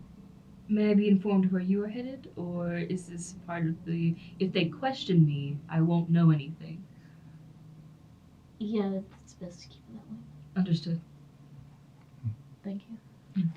You all, oh yeah? I was just going to say that I will put down my backpack itself, Yeah. but like all of like the tools of my trade, I'm keeping on me. There's no way I'm putting that stuff down. Yeah, But like, she'll do I the will same take thing. off like my short bow Yeah. to kind of present an air of I'm putting down my Like, weapons. oh, Yeah. we're relaxed. Yeah, my backpack with my torches and Yeah. bedroll. 40 Yeah. pounds of gear. 50 feet of hemp rope. Yeah. Yeah, I know. don't need that. And like some daggers or like Yeah. and my shield is like Yeah, she sets down all of her stuff, minus her amulet, her shield, and like her breastplate. Like she keeps those on, but she also actually casts detect magic again. This time with the actual spell slot. Okay. You take a moment as you guys are all as you're all separating into other rooms. You will be doing this for a moment. You go through the process, finish the spell. It takes a little bit longer, but you rub your eyes, and the glistening appears once more, and you sense around this room. You don't detect anything immediately strange. However, in this room, it's heated like the rest of the building. There's a lamp on the wall that you think there's like a little knob that ignites it. You've seen oil lamps before and gas lamps, but this seems to be a lamp that like uses the magic in the building. But as you're looking around the space, you don't sense anything. No, don't sense anything. She's gonna double check and check everywhere for like bugs. Make an investigation roll, please. Investigation check, please. Is what's his face still in the hall? Yes. Like, do you still sense the divination magic? Yeah, you can probably still sense them in the hallway. They've kind of like separated to the other end of the hallway though, to like give you guys a moment. They're talking. You can hear them kind of through your doorways too. What was it? Investigation. 22. 22. Okay.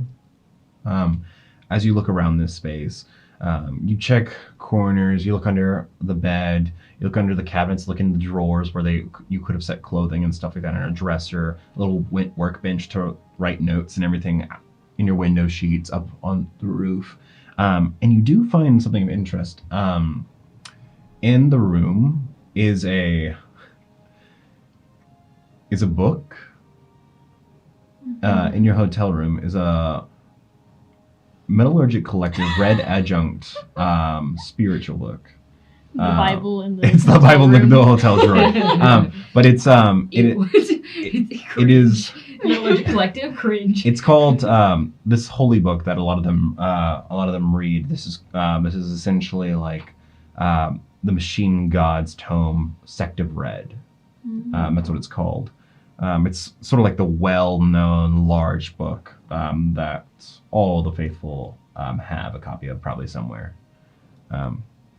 But it seems empty, clean. Cutting away from that for a second. Just so you guys can all get a picture of this. These rooms are like very nice. They have like beds, but they're like the sort of like curtain canopy beds where you can drop the curtains down. You have a window area where you can look outside.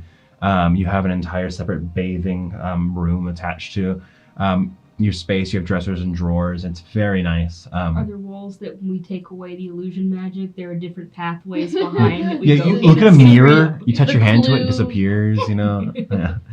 One of you finds Secret passage. a used gun in the drawer. Another finds a Used gun? wrench. A used gun? Oh, lead pipe. Yeah, lead pipe. Candlestick. I think it probably was Helena in the kitchen with a pipe, Yeah. probably, you know. Yeah. But cutting away to you specifically for a second. I mean, I'm just gonna tell her, like, yeah. just let her know that I'll be joining you momentarily.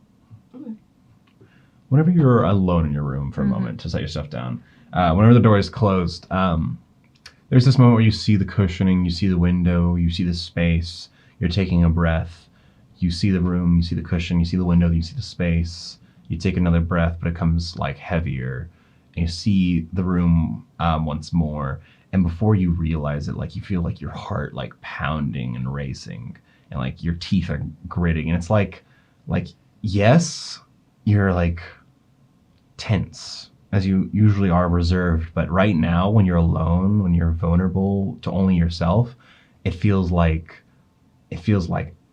you're holding back an ocean right now. Do you just take a moment Yeah. to yourself as like for this moment you sort of get down to a leg and take deep breaths, hold your hand on the bed, you feel like sweat dripping down your face, and you just sort of like have to grip your mouth as you feel like you're not necessarily panicking, but sort of like caught in this horrible stupor. You feel like you're in an ocean on a boat and you can see your salvation, but you can't reach it. In this moment, it feels horrible. And you just take that moment. And as you catch your breath once more, Look at the window. Look at the cushions. Look at the carpet. You quickly hold yourself again. And you sort of just check in the mirror and make sure you're still pretty. Still pretty boy. Still pretty. My man's Yeah. got PTSD. And you're good. I'm going to kind of do a small check of my room Yeah. to, I don't know, see what's in there, see if there's anything that feels out of place or weird. Make a investigation roll for me, please. Oh, okay, that's the way you turn it. 15. 15. You do find a book of the Red Sect in your room. Lovely. But with a 15, you just barely find something of interest. Hidden in one of the dresser drawers, as you're opening it to see that they're empty, you push it back, but a paper slides out from the bottom of the dresser drawer. Like a very small piece of paper as you push it back. And there's something attached to the paper, like a little weight as it just falls to the ground. And it's clearly a written note of sorts. And as you look upon the paper, it's a note written hastily, but in common. Not in a proper formal letter, but something that was like written as quickly as possible, maybe. Something like that. And attached to that paper is a key. Oh. Here you go. Oh. Yes, there is a note. Upon the paper is written something secret. So, 1 second. Oh. Whispers again. This is so secretive Okay. today. Okay, let me All the write this secrets. out. I love this Yeah. actual key. I mean the props.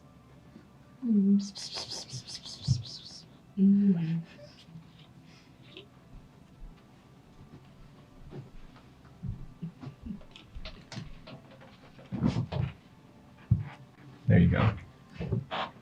The key looks like a Fuck. the key matches the same like room keys that you have here, but it's clearly for a different doorway. But it has the same aesthetic as all the other keys that were probably printed at the same place. So it's meant for the manor, you believe, in some room, someplace. So I take a look at it and I'm so it's clearly meant for It's for- somewhere in this building. Yeah, somewhere in this building. But it's good thing that I'm going on a tour. Yeah. So I can possibly see. Which door I or what object it goes to. pocket the key and then I just turn my I mentally turn my senses up to 11. I'm like I am suddenly very Aware. The owl aware eyes. of everything. 180-degree head turn. Yes. And I'm gonna have to debate how much I trust you people.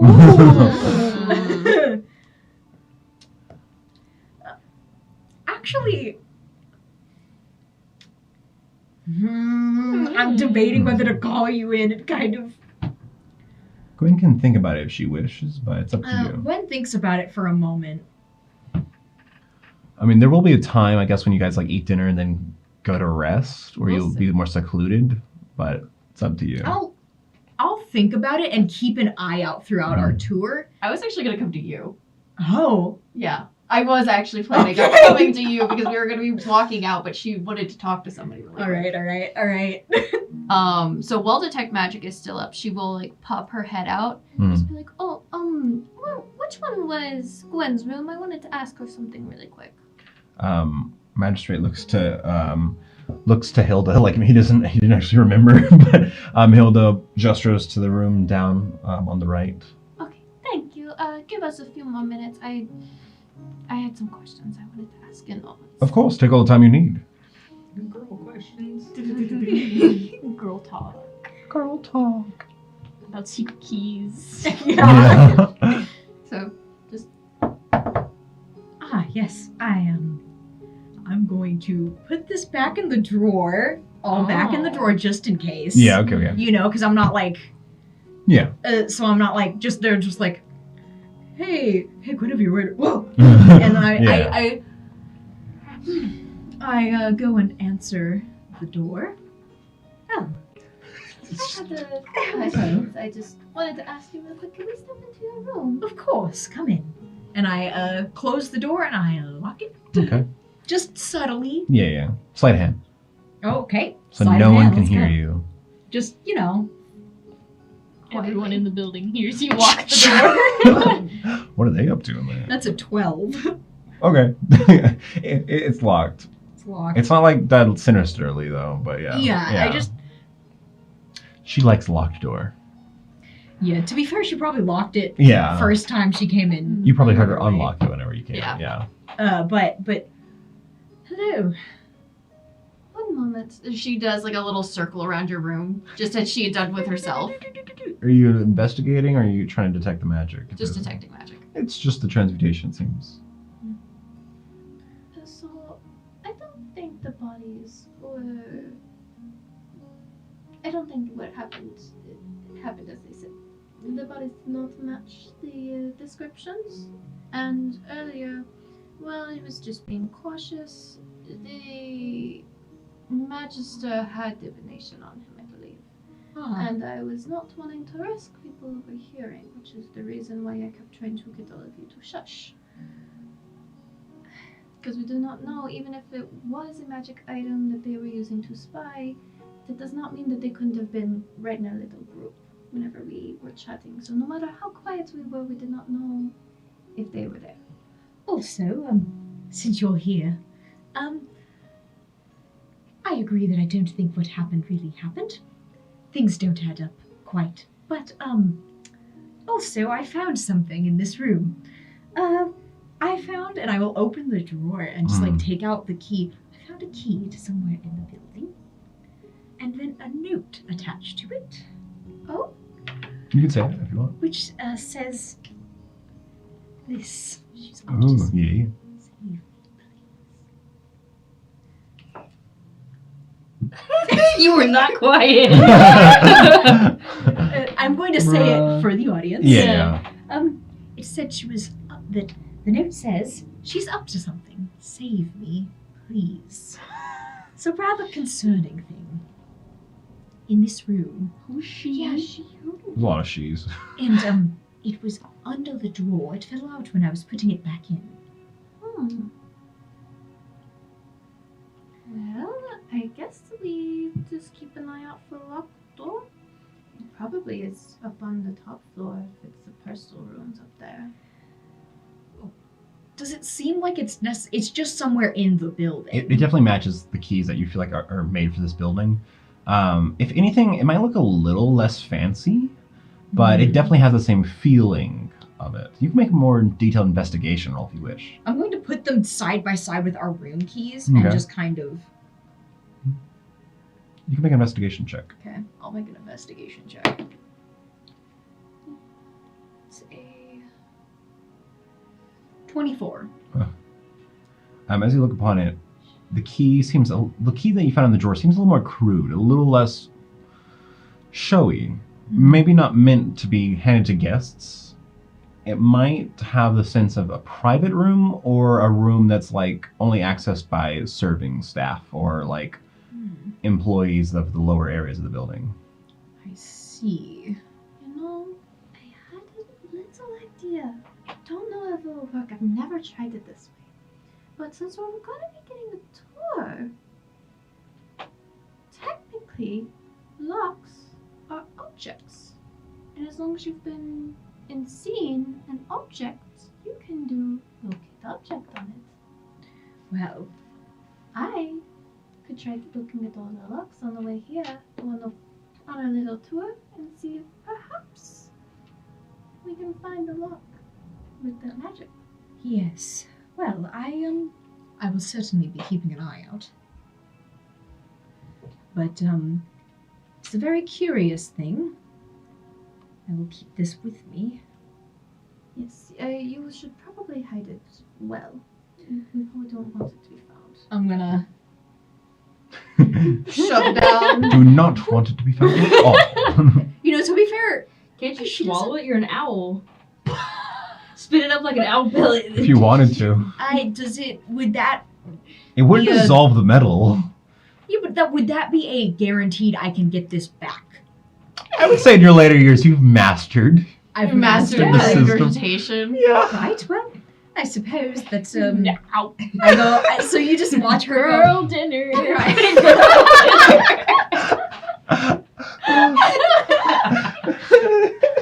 Yep. But You what, huh? I just Oh, okay. you just watch her just go. All right. Well, I suppose that's well hidden. You know, Don't worry, I can get it back. that works for me. I would have just hidden it in my fur, but that makes sense. They'll have to get it out of me if they want it back. Yeah? If they want that key, they're gonna have to work real hard. Yeah. Just get rid of the notes. It's in the same pellet. That was my first thought too, Trevor.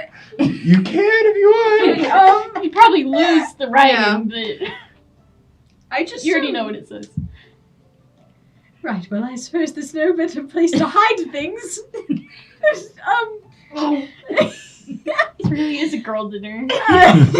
Oh yes, so refined. Such a refined owl I am. Sure. I do. It's the They really intrinsic should. thoughts. They really should pay me more. And I Yep. just swallow. Okay. Delicious. I can't wait to be like halfway through our tour. Excuse me. I need to. You can actually use that to be like, oh, I need to excuse myself. You continue. Apologies. I'm I'm an owl. I have I ate a mouse the last night and it did not pass quickly. Let me tell you. Excuse me. Apologies. I need the ladies' room. Oh. The little owl's room. The Is it- owlet's room. Owlin are so beautiful, so like so much interest in these creatures. They're wonderful. They're glorious, and then most people don't realize what they do with their food. Yeah. They're very private eaters. You know. You probably could use that to your advantage if it's actually Yeah, common exactly. knowledge that they're private eaters. Just be like, oh, excuse me. The slap away. Someone punches her so hard, it just It comes out what? Just a piece of paper. a reaction, like it hits. Huh. I He. don't know what to do with this. I'm walking away. Man. You guys finish it up and head out. Splitting up into the two different groups, though. Max is still in his room. Oh, do you want me to go get you? No, I told you to distract Well, Hilda is the magistrate leaves with you two already. Hilda is just sort of standing in the hallway nearby with you, Helena. Did you specify how long, No, I meant like, or like the entire time? tell her like I'll join you in the city later. Okay. Like I know how to find you. Okay. Are you ready? Yes, my old master will find us, or will meet up with us eventually. He's feeling unwell. He gets teleportation sickness every now and then. I see. I believe I should accompany both of you. I'm not entirely sure. You can roll persuasion for me. This might be a disadvantage, though. It's probably a disadvantage. Oh, I'm gonna take this off.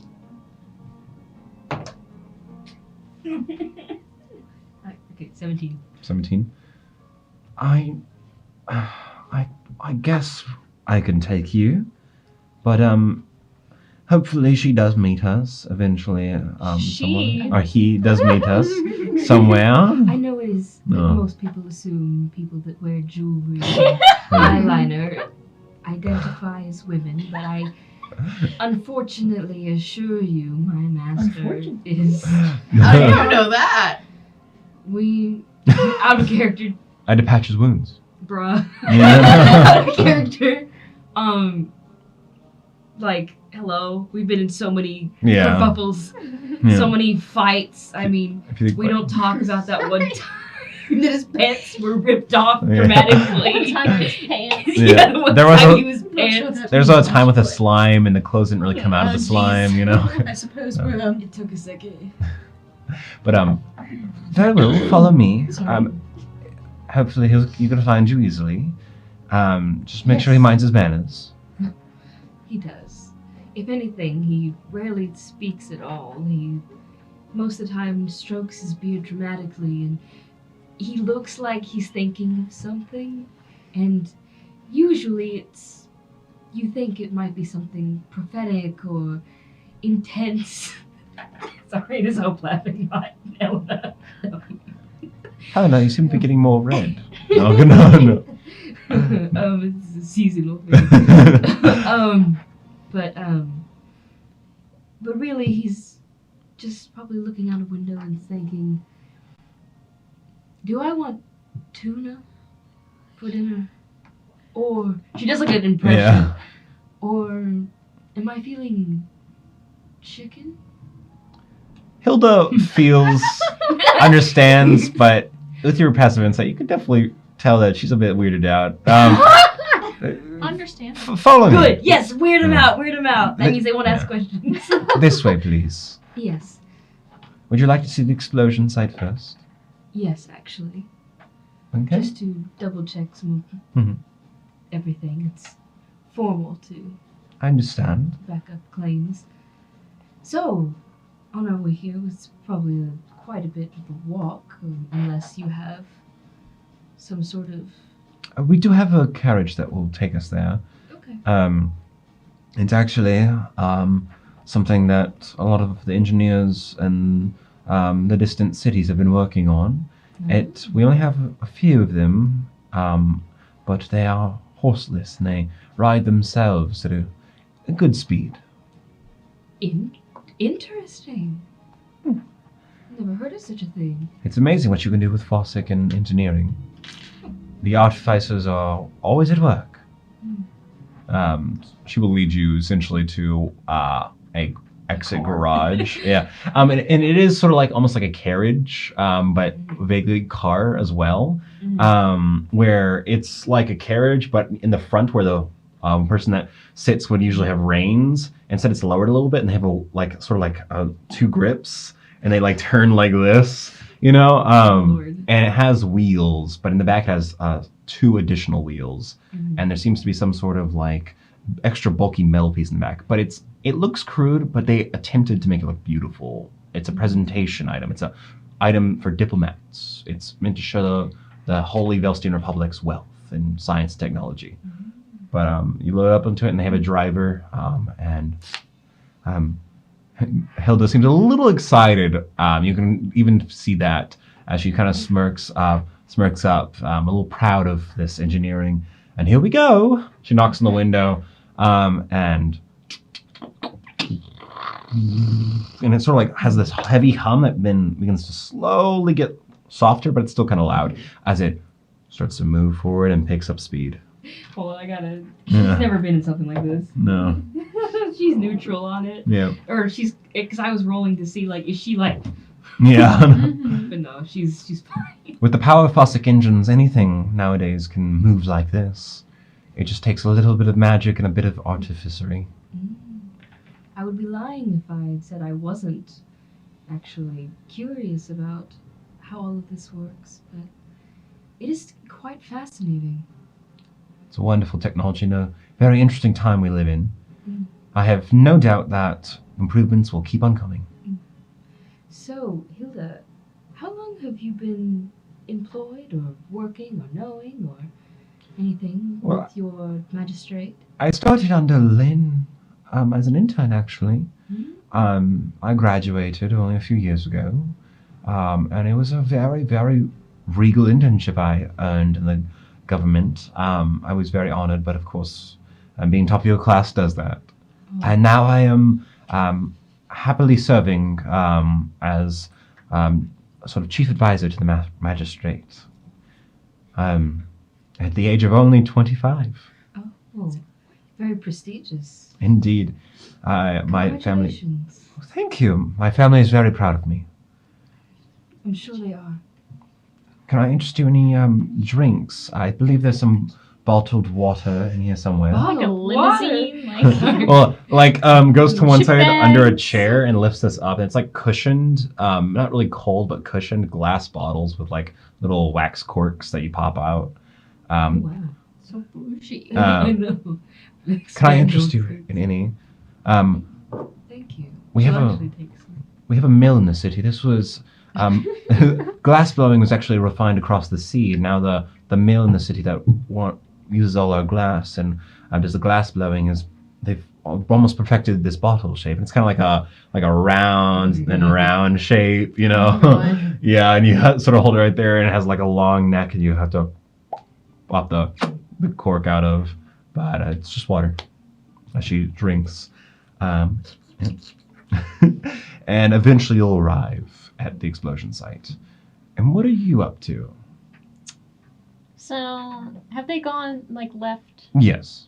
Okay. You saw us in the 10 miles per hour. You saw them out the Have window. these two gone off? Have these two gone off? On Yeah, the they would have tour? left before Okay, you so two. Yeah, you nobody's would've in the heard- hallway. Heard Yeah. her like chattering down the hallway. Okay. Mm. So I'm gonna put on my nondescript brown cloak. That's mandatory for all the nights. Yeah. And then I'm gonna kind of like sneaky, like look like I'm confident in where I'm going, like I'm supposed to be here, but also being sneaky. Trying to stay completely outside if you Yes. can. Okay, yeah. Roll stealth for me. Oh, I have advantage.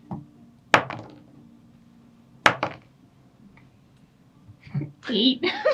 You begin the process of sneaking through this building. Your old man sneaking. Sneak, I mean, sneak, can it- sneak. Because I'm also like doing it in like a I'm supposed to be here way. You can roll deception for me as well. But I still will keep it on stealth. Why are you rolling the 17. same 17. dice? Because the other one sucked too. I need. I have a Someone's going gold to dice if jail you want. also. Here's a gold DM die. Yeah, I'll take. Hang on. Okay, Yeah. sure. But you begin to walk down this hallway, and are you sneaking to find something specific, or I'm going back to the window room with Okay. the bodies. you sneak down the hallway? Some servants pass by. A maid and another maid are chatting, and they sort of like are joking and making laughs, and they're talking. Just a bit of like probably things they've heard in the manor and stuff like that. And they sort of laugh, and another one goes, "Oh, I had no idea he would do that. That is hilarious. Oh, he does it every night. You have no idea. It's crazy." Oh. But guess what? He asked. Guess what? He's. I'll tell you later. It's something. You know, as they like chatting and like they're both laughing, walking down the hallway carrying like blankets and stuff. As you're like kind of hugging a wall, and they walk by I like to imagine he's like in the shadows. sneak, and it's like It's like in I will say miraculous they don't see you. Oh, Yeah. miraculous. like when they indeed. first knew Groove when Kronk Yeah. is he doing his own theme music? Yeah. Dun, dun, dun, dun, dun. But Max Wood in his head, dude. Yeah. Music. But passing by another butler, just walking by carrying a tray of glasses down a hallway, you think you've made it to the doorway quietly. Okay. And you slip in.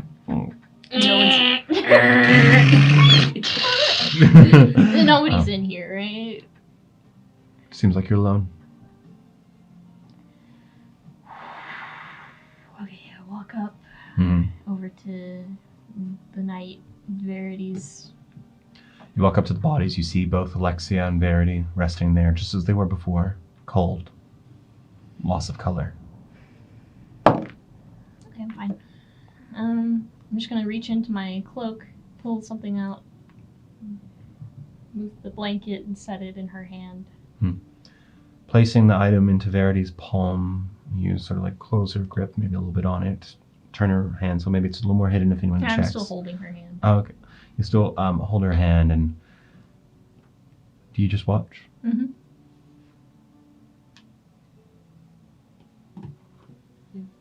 After a minute, the corpse still stays there, cold. It's the same thing you're looking at. Same thing you can't help but think about. The same woman that you... And for a moment, you're back as a boy, a young man. For a moment, the rain pours on the window in the holds training rooms. Your dorm is cold. The heating here is poor. But they say it toughens you. You look outside the window, though, and the rain is pouring, fogging the glass. And you see a figure. You've been watching this figure a little bit now. You see her feathers slick with water. You see her form going through the motions. Oh. You see a young, very young, but a little older than you, as you are but a teen of 16, maybe 17 now, soon to get a master. You see outside the window the girl that's called Gwyn, picked recently by a master of some prowess, soon to be taken from this facility, this dormitory where your training begins as an Amber Knight. Gwyn has always been one who strives for perfection, and even now, risking health, she lets her skin take the brunt of her training. She flexes her muscles, and she still practices day in, day out, always proving that she is better, always trying to seek to be better. But you hear the knock at your door. A soft knock you've come to know. Knock 3 times and stop, and then a final 4th knock. The warm light under the doorway glistens a figure with 2 feet. You go to the door and you open it, welcoming your friend, your confidant, the only woman who has ever understood you. Mm-hmm. Of a similar age, there stands the tiefling girl of red skin, Verity. You smile, you laugh, you joke. That time, that first time, that time you tried to convince each other that you could be together. And maybe you stayed together that night. Before you were taken apart once again. And you're brought back to the room, just holding the corpse hand of the woman you loved. And that's where we're going to go to break. Oh my god. Now we're back. Okay. So sad. So sad. But over here, you two, you are going on a tour through the Magistrate's Manor in Umberlin. As you walk amongst the halls, they're all pristine and beautiful. The Magistrate would start with the layer you're already on, the floor you're already on, which is the sort of guest floor, the more floor where the politics actually happen. And you're shown different rooms, a forum for discussion, a greeting room, a couple extra meeting rooms, a room where if like some sort of nobility or higher standing, such as the high adjunct clergy of the Holy Velstein Republic that come from the main temple of the Metallurgic Collective's faith, if they visit, they would sit in this throne-like room. But you're just shown around. It's a very nice, very clearly diplomatic space, you know. You can see more and more signs of the fine craftsmanship that went into this. More and more pieces of artwork that you're beginning to probably think that some of this artwork was probably like taken from somewhere else or destroyed city and then used in this building. And now it just decorates the halls in this diplomatic building. But nothing too much interest down here. Of course, it's on the same floor where the bodies are, but that's in a separate room, in your guest rooms. I will say Snow is like, every door that they pass by, she does look at the locks, every single one of them. How about you make me an investigation roll? I am not only like I'm watching like every single room we pass, making a mental map, looking at the lock, mental map, you know. You make you'd maybe do a perception roll to sort of get the full range of everything. It's a 15. 15? Okay. It's also a 15. Okay, you know, they're both 15s, which isn't too bad. As you're doing this. The magistrate is talking. You guys are being followed by like a butler that's supposed to help you get something, some drinks if you want or whatever. Magistrate just says, I mean, this is the hall where we do our meetings, but only for the economical benefits of the city. You know, talk with the new mill leaders, the new managers of the infrastructure, commerce, see how that's going, trade negotiations. We have our more formal ball gatherings over here into this room. As you can see, this entire chandelier is magically powered. It is filtered in through the faucet wiring. Well, it's more like a tube, but it travels magic. It creates a current of magic. Faucet, of course, is safer when not exposed to air, but it works all quite well. A lot of it is new, brand new, in fact, but it's coming together. Well, now shall I show you a little bit of the upstairs? I mean, some of it's my private quarters, but I could show you a little bit. I would love that. That would be so kind of you. Thank you. Of course. Please follow me this way. You go up some stairs into like a secluded more, like, the stairway is still grand, but it's a little bit more secluded. Like, you would have to know where it is to find it. You go up these stairs, and you immediately get into another floor where you see, like, on the stone floors is carpet also laid out in some areas. Your heels don't click against the ground too much. The roof is a little bit lower, not as grand and tall. There's less doorways, more big, comfy rooms. This is me and my family's personal library. This is where we greet with friends, have tea, sit by the fire, have a good time. This room over here is our fine dining room. May I ask, that is not the right accent. Hairball? Just as a quick curiosity, do you have another library, or is it okay if we come up here and use this one? Well, we do have a less formal sitting room that has books on the floor below us.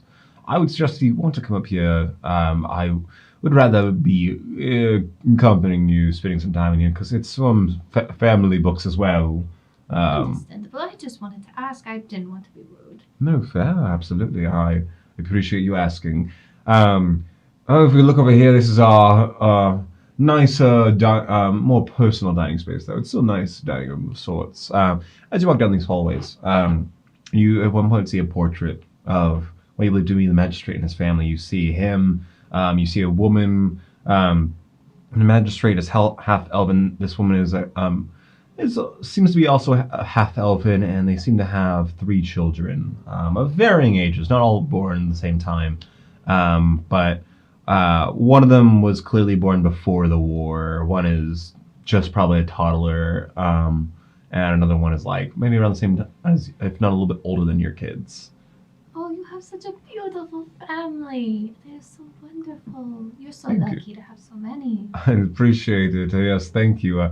They are a wonderful gift to have, but quite a handful. They get around and move things as they wish. I Yeah. understand that. I have 2 twins myself, a little bit around the age of your youngest in there, I think. Oh yes, Sheila. She's quite a bright student. It's quite obvious now, but she likes to sometimes get up to mischief. She has that sort Of of course. nature, and we might run into them somewhere around here. One of them's here, I believe.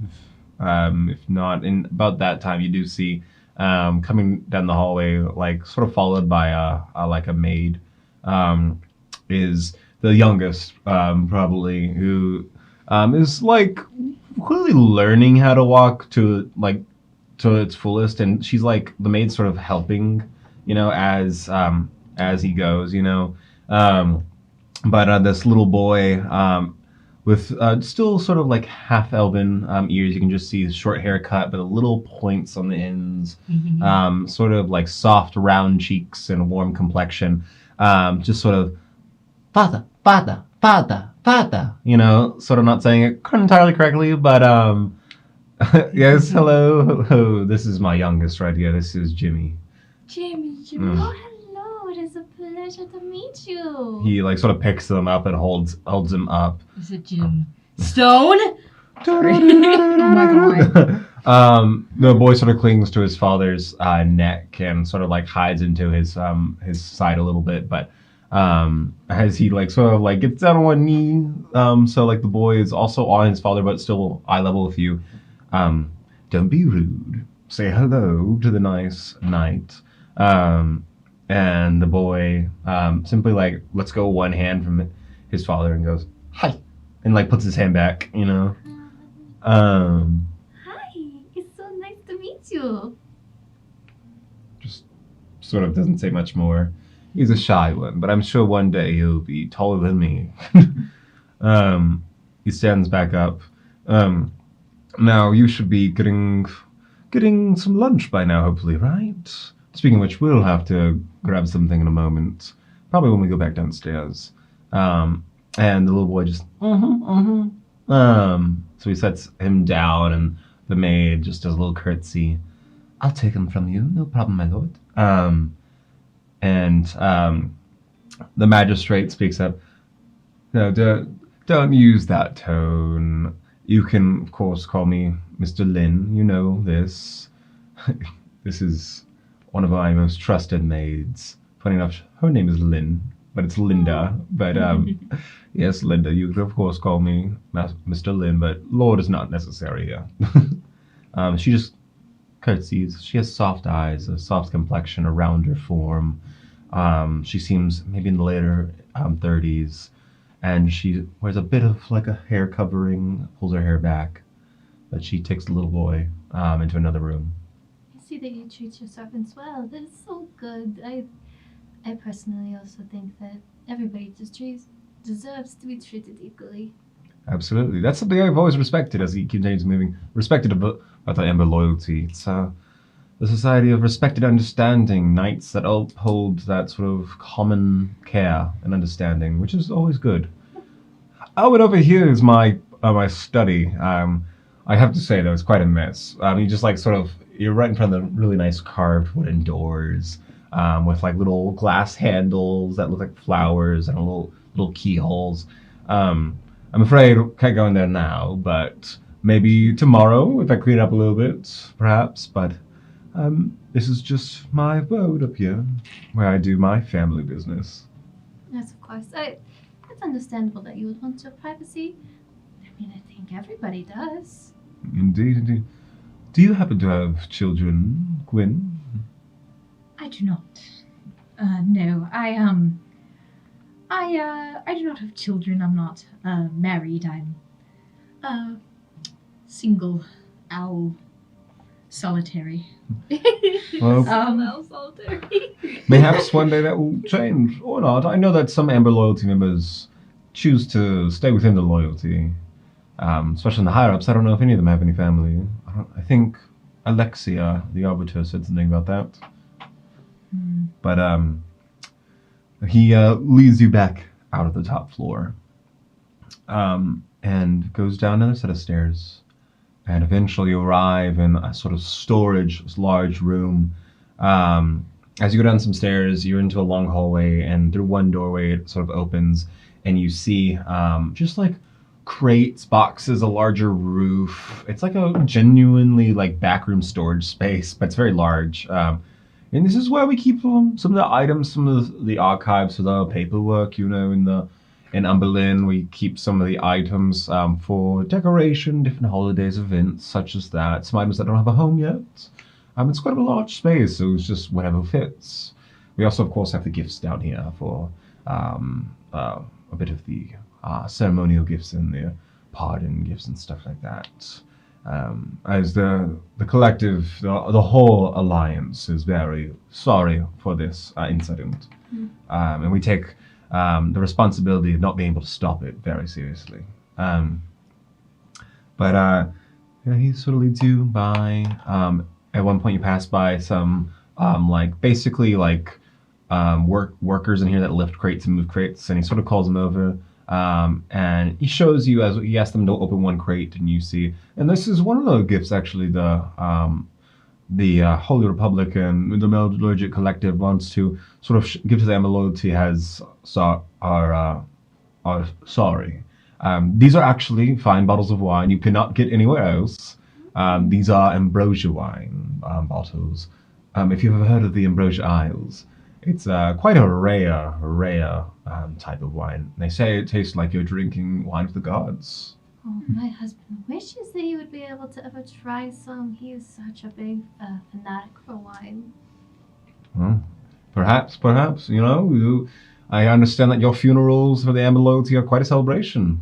Well, not unlike yes, everyone's aware that someone's died, but I mean, celebrate life, Well, I would hope that it's not for a while. No, it's understandable, but when the time comes, I think I misunderstood what Yeah, you you meant by that. misunderstood. Oh. It's okay. When the time comes, I'm sure you will all enjoy these bottles of wine. You can see the bottles of wine. They're like yellow tinted glass, and they have this like wax seal cork that's like a deep purple color, and they have like they're wrapped in like sort of like the basket reeds that have been dried, the reeds.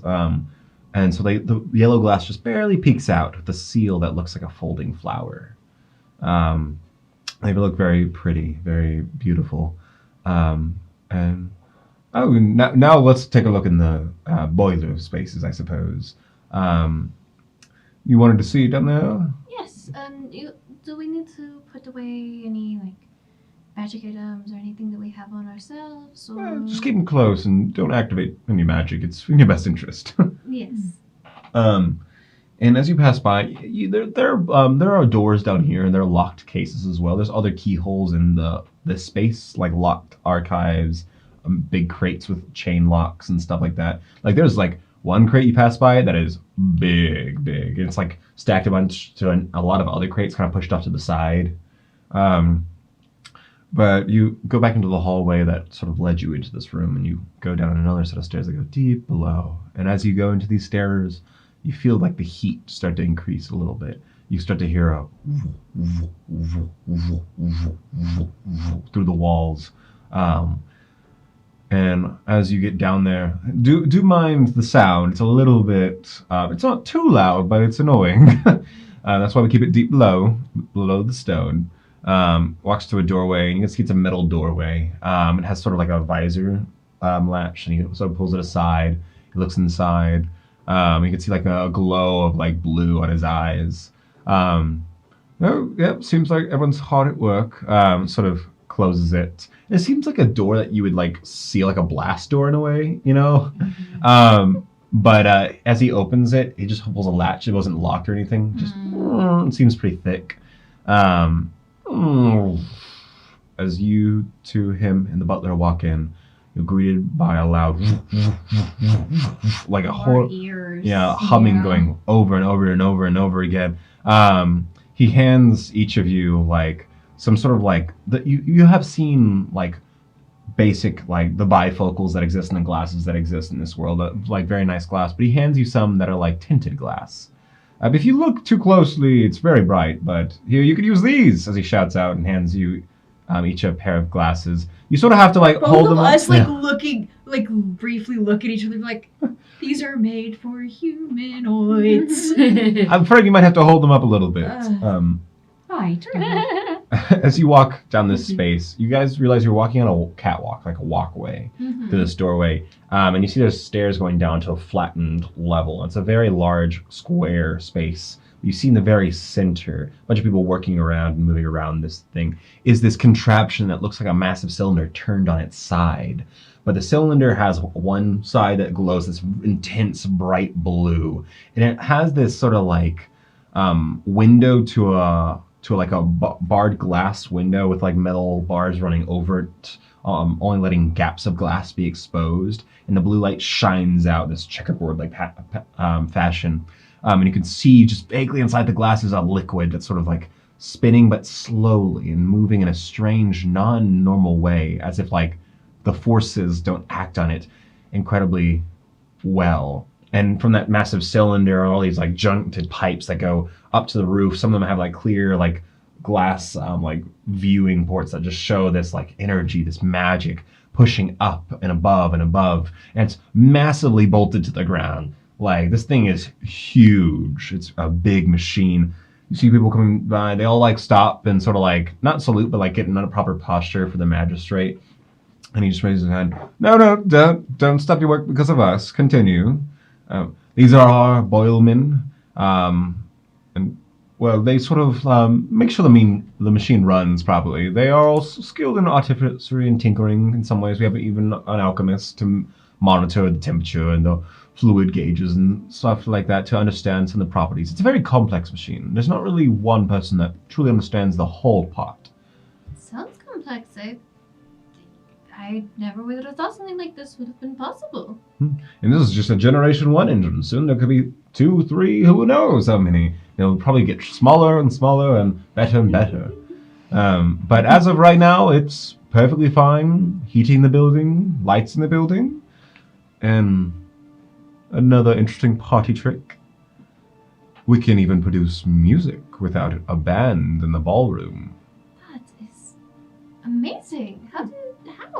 It involves a little bit more of an actual traditional spell, but we just power the enchantment on the walls using this, and it sort of continuously casts the music in the room.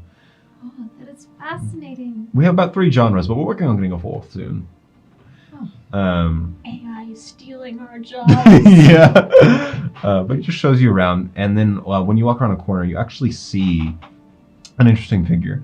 Coming around the corner, you see a woman? No, not a woman. An ambiguous figure made of metal and steel, with eyes that seem to glint with glass. They wear sort of like a cap that's turned to the side a little bit. It looks like just a small like visor cap, but it's turned a little bit to the side. They have very simple, like kind of like a shirt and workman clothes on, but they're messing with some chemicals and materials to the side. And as you walk by, it's almost like this figure doesn't pay any attention to the magistrate. Not really like pausing or stopping the work. The magistrate doesn't seem to actually look upon this figure either. You two are vaguely aware of what you've heard and seen, that this is one of these more common, used to be only rumors, but metal people, sometimes called war forges because they were forged for this war itself. But they don't tend to act like other people usually. The warforges, are almost like ant warriors for a queen or something like that. They have directed, they can communicate and everything. They've always seemed almost like puppeted or enchanted in strange ways. And in this moment, a clear sign of simply doing their work and nothing else. But yeah. So, shall we return, or is it too loud down here? Yes, that's probably for the best, unless you had anything you want to look around to see? No, I don't believe so.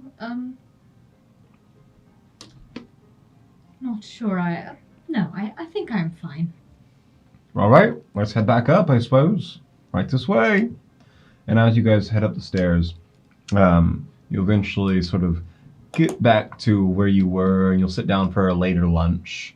And he'll treat you to very fine meals. Like they don't know your dietary choices, so they provide you with a lot of options. She actually would have asked to go step into her room before lunch. Of course. They could have gone without her, but she wanted to go to her room real quick. Of course, we'll see you in the dining room on this floor. Maybe your friends will be back in time to join. The fellow knights will join us. Yes, that'd be wonderful. Would you like to join me, or are you wanting to go over to... I'll join you. I'm not quite hungry yet. We'll be down there in a moment. Thank you. Of course. Coming back to you. Back in time, because that was a few hours of walking and touring, but you are there, holding the hand. She lays there lifeless. Almost like she's completely left this form entirely. So as nothing is happening, he's squeezing her hand to grasp the green stone. Mm-hmm. And he touches her face. He's starting to panic. Yeah. Do I is this her body? Make a medicine or investigation check. It'll probably change depending on what you roll. Yeah, it would. Do investigation. Investigation check. Did you use the gold die that he gave you? This is a different one. Okay. I tried to warn you. Wait, let me. This isn't an actual roll, but I just want to see what it does. I would say It's cocked. I would say you probably have advantage. Not gonna lie, with knowing her. With knowing her. I did say that roll wasn't counting. Okay. You shouldn't have said that while I was in the middle. Sorry, of roll again. Okay. The other one was it a 2 or a 3? It was a 2. It was 2. Okay. Whoa! I dropped it. That was a Still 5. not good, but Oh no! 10. 10. You look upon her, you feel her face. I'm freaking out too much. She's stiff, but your hand, it feels skin. She's cold, but her cheeks are still as soft as you remember. Some new scars here and there. But it looks like her. It has to be her body.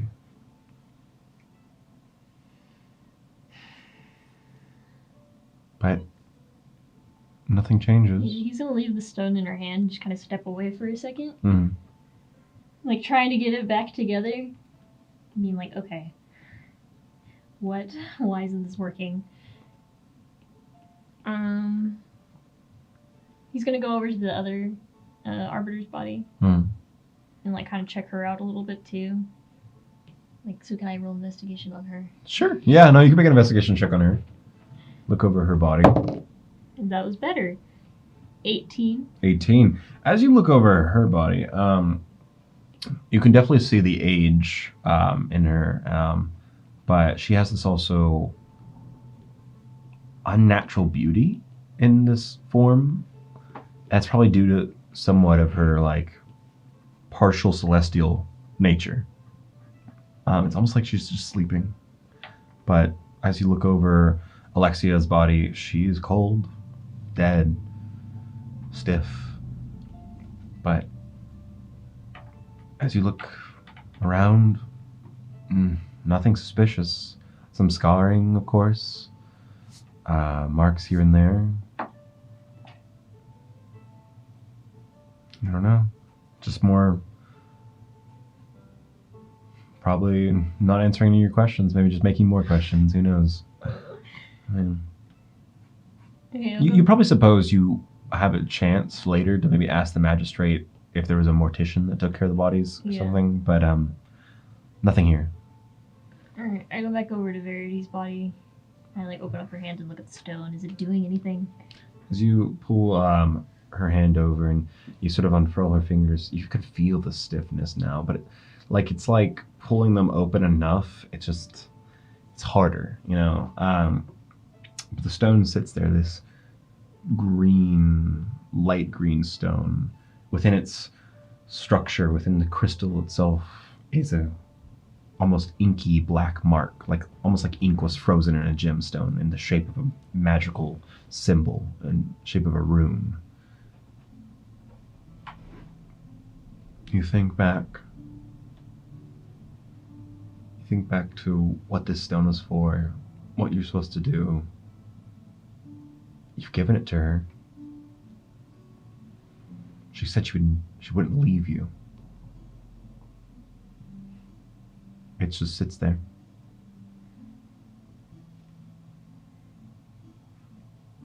He kind of like steps away from you and he just goes.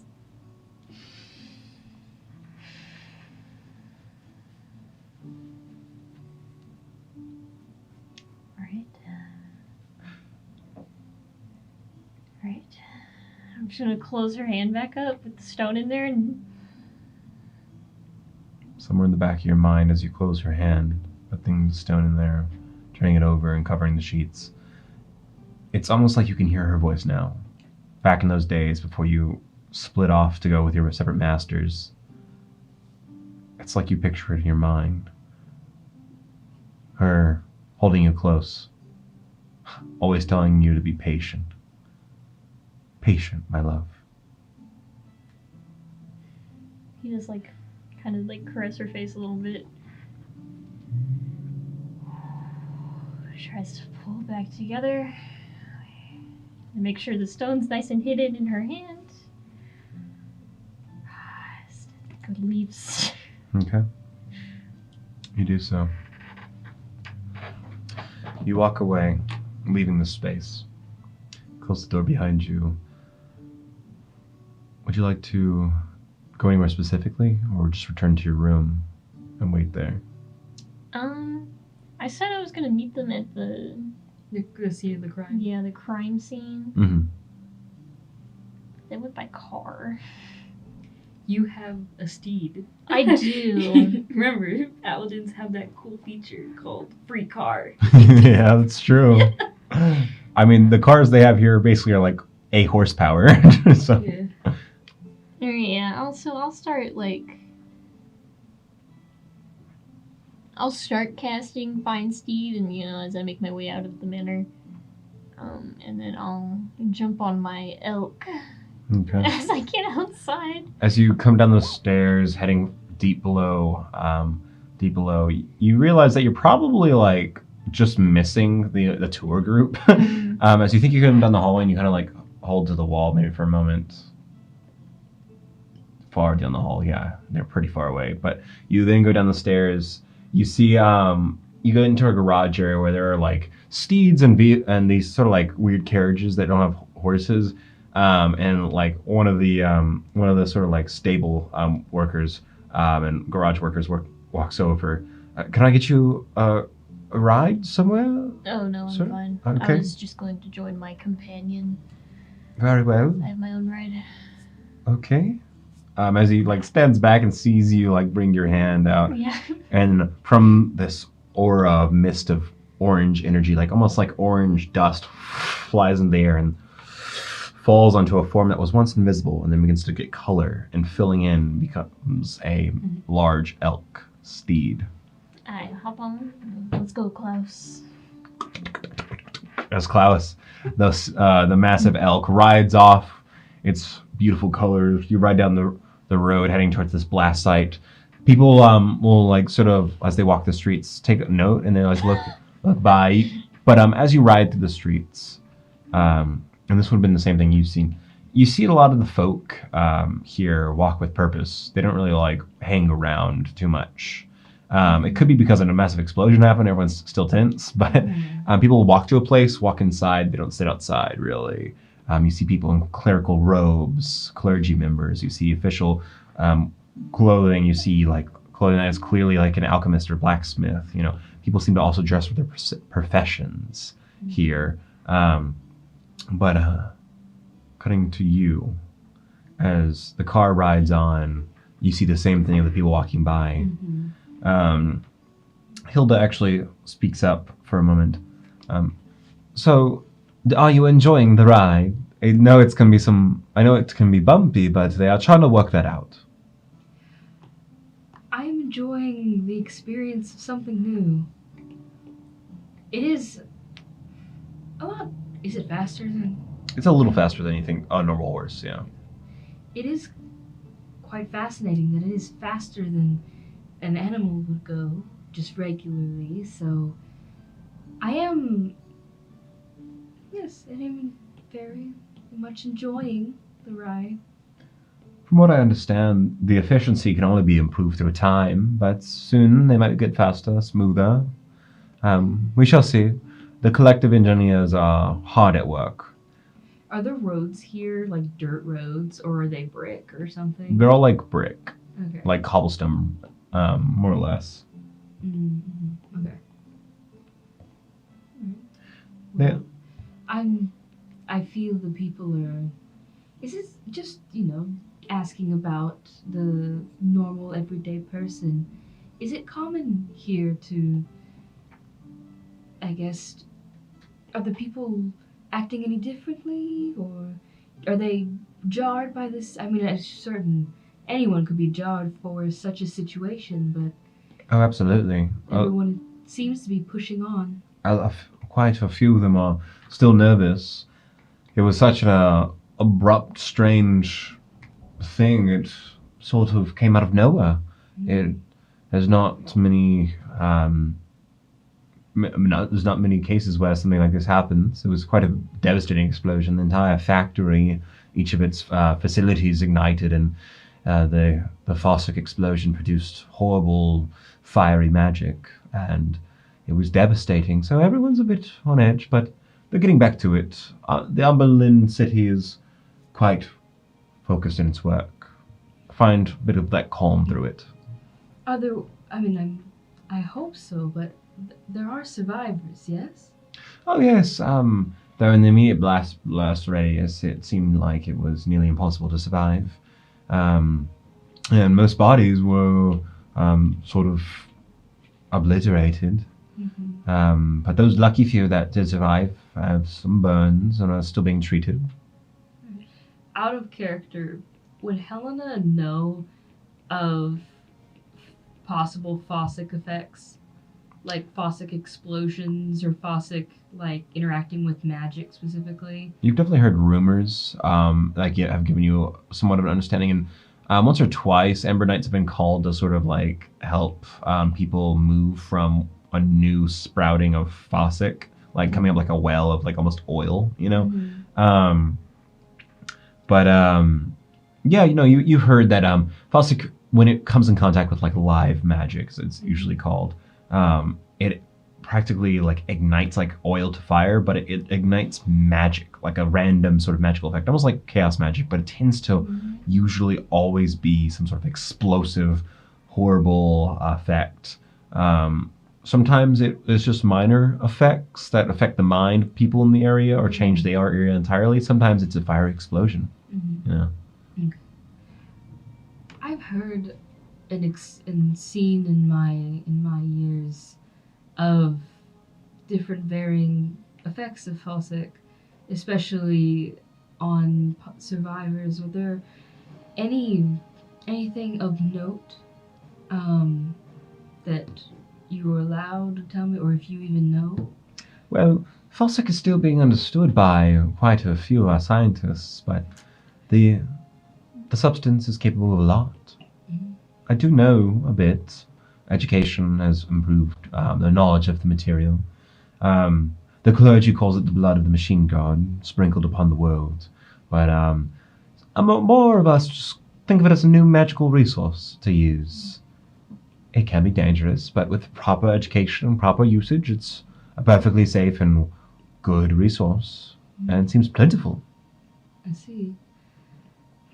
Is there any way that I could speak to one of the survivors, or I'm just curious about these specific effects, hopefully gain some knowledge to share with the other people so that they could learn to be more careful or how to go about interacting with this material, because your organization, your religion knows far more about this substance than anyone outside.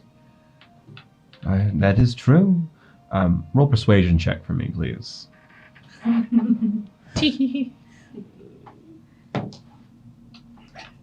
It was on a nat 20 and then it rolled Oh. an 8. Oh no. That's still a 17. Okay. I suppose we can meet a survivor. There's a family taking care of one of the factory workers that just made it outside the radius because of the knights who were there, of course. But received some bad burns. But from what I know, he's probably healing well by now. He's had visits from the clergy. All right, We that's can good. we can go after looking around the site, I suppose. Very well. And you will arrive at this site as the cart pulls up and the driver sort of pulls these levers back a little bit. And it slows down and you can see that you are entering a section that has like a gating, a new kind of gating placed up to sort of block off the destroyed section of the city.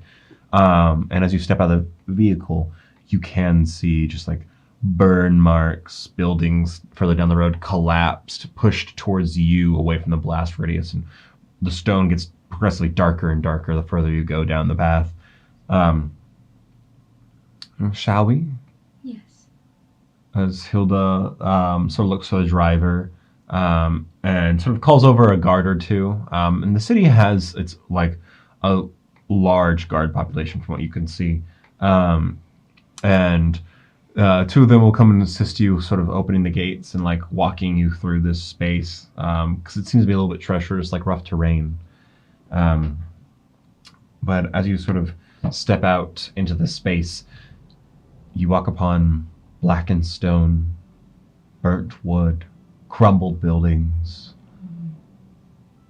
Maybe somewhere out here there's still a body that hasn't been found. But you get a little closer to the epicenter and you see it.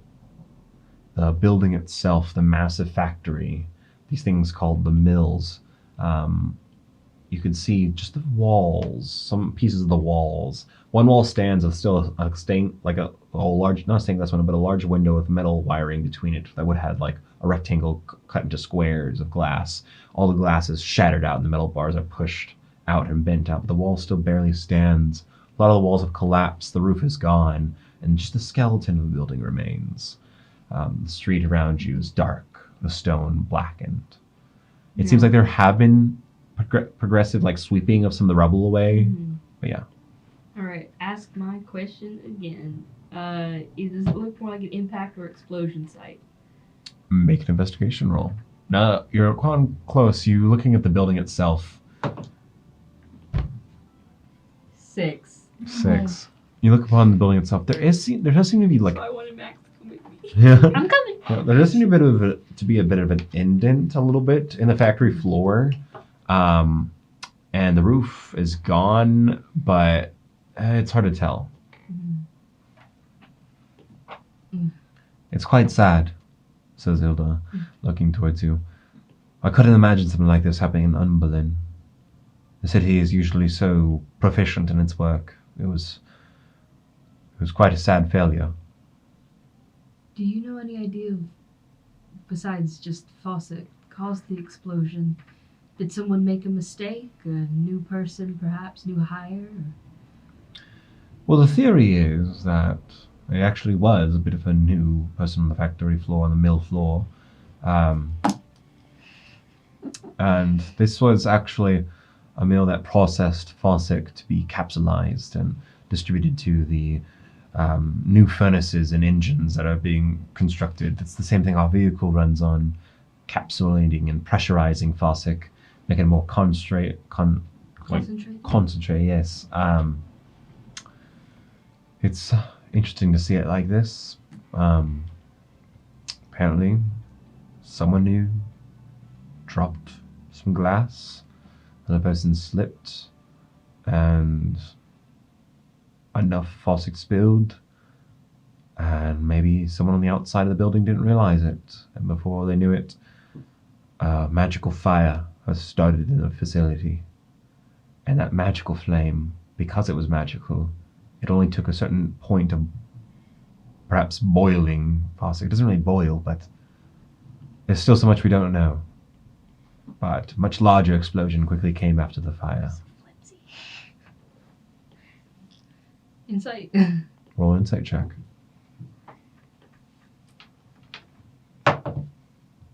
Ooh. 23. 23. Because if she believes it, or she Hmm. knows more. No, it's fair, it's fair. I will whisper something to you, actually. Yeah, no. It clearly, she's telling you something that sounds completely plausible. Yes. But as you think about it, Because, like, even if she believes it, maybe they told them something that's like, like, oh, there was a magical fire. haha." Super flimsy excuse. And she was like, yeah, makes Someone dropped some sense." glass. No. Some Fawcett spilled and then magic on fire. It's like, You know, Hilda, did you know anyone? Were any of the ones that you cared about affected? I apologize for not thinking about that earlier. I appreciate it. I do often think of anyone that works in these factories as friends. I mean, we all sort of grow up wanting to do something better for the world with this new material. But I didn't know anyone exactly personally in the factory. Insight check. No, I know I'm doing it again, but That's insight fair. check.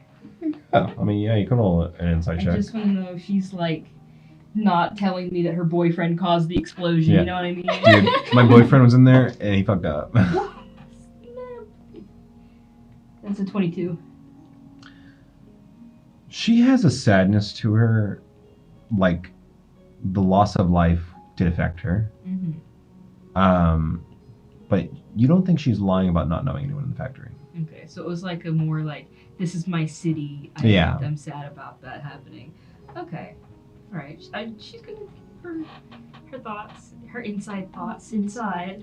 I see. Well,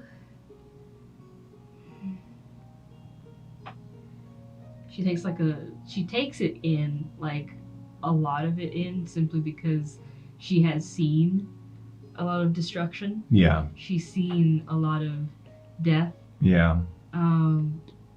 In a way, she has like a prayer to herself Mm. because as like much as she is like obviously Amber Knight and Yeah. not from here, she still knows that if she openly probably prays to not the machine god, Yeah. it's kind of like a Really? Yeah. So even like under her cloak, just Yeah. prays for them, and then maybe even like thinking to herself, okay, what actually could have happened? Mhm. Because there is some truth to what she's saying. Yeah. It's just something is being left out. The large explosion definitely was thoroughly good at destroying everything. Probably even any clues to exactly what happened. But And yeah. her main thought is like, I don't think they were just making refined Fossick little batteries here, you know? Yeah. There's something more, maybe a possible weapon or something that was being made here that Mm.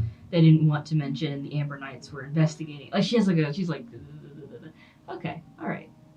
Well, would have assumed he would have already caught up by now, but he can sometimes be a little slow. I suppose. Oh wait, is that him over there? As you begin to see a glowing, not a glowing, but like a beautiful elk of warm brown fur. Close. As you ride up to the fence and your elk leaps over the fence, and it's very like delicate, like feet, like just bound and leap over the terrain, like dodging expertly any pebbles or rocks. My apologies for my tardiness. It's quite a big stag. I would hop off. Yes, he is. Some of the guards are like, oh, wow. Have you found anything interesting? Ooh, he looks a little shaken right now. Just taking a moment to look around and respect those who have been gone or injured. I was going to go speak with a survivor after this. And she kind of like gets closer to you and is like, mouths, are you alright? He mouths back later. Wow, okay. Alright. Would you care to join me? Or would you like to go back? I think I'll look around here a little bit, see if I found anything you missed. I'm trying to figure out how to relay this information to you. We don't have message. Yeah, no. We don't have our usual but I guess you could literally ask for a moment away from Hilda, but Yeah, you could just. yeah, I guess we could. Maybe if we put our minds together as we do, my apprentice. That is true. One moment, Hilda. Okay, very We well. won't be going too far, just She'll sort of step away a good like 30 feet. Just speak with the guards. okay. Alright. I'm going to be like standing and whispering. Yeah. So what have you found? So, the ongoing theory is that there was a possible new person or new individual that failed to interact with the refined version of this Fossick correctly, and in doing so dropped something and caused a mystical, magical fire to erupt, and then of course that interacted with the Fossick, and however, I noticed that when I asked Hilda this, there was some information that she was withholding from me. I tried to inquire to see if she knew anyone that was there. It quite obviously is she did not know anyone, just saddened by the catastrophe amongst the city. But overall, my current theory is they were not just interacting with some sort of battery or power source version of Fossick, but instead perhaps building something. Yes, that seems like too much of a careless. They wouldn't have such poor safety measures in place. Yes. It might have even been to cover up something.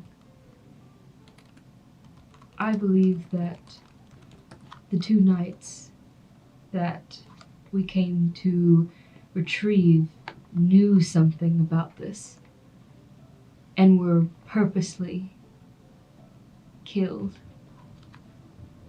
And they used this explosion to cover it up. Otherwise, if they died in a Fossick explosion, why would they not have any sort of... The timeline doesn't add up. We need to relay this information to the others at some point, but... Anyway, I'm going to talk with the survivors, so I do want to also make note of any sort of effect that they could have ambiently on themselves. So, if you could aid in that endeavor, I I will would join appreciate you. it. Thank you. Alright, as we walk back to Hilda. As we believe it, the fire that was caught by the accident whelmed up into the building, of course, and then the Amber Knights saw it happening. As Amber Knights, I believe you do, help those in need. And the 2 knights rushed in and helped save many people from the blast.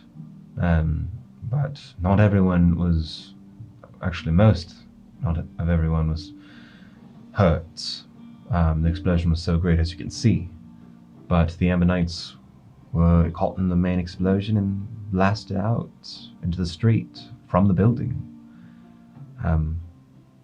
I suppose you Amber Knights are quite durable, or the magistrate's mortician did a good job making the bodies look presentable.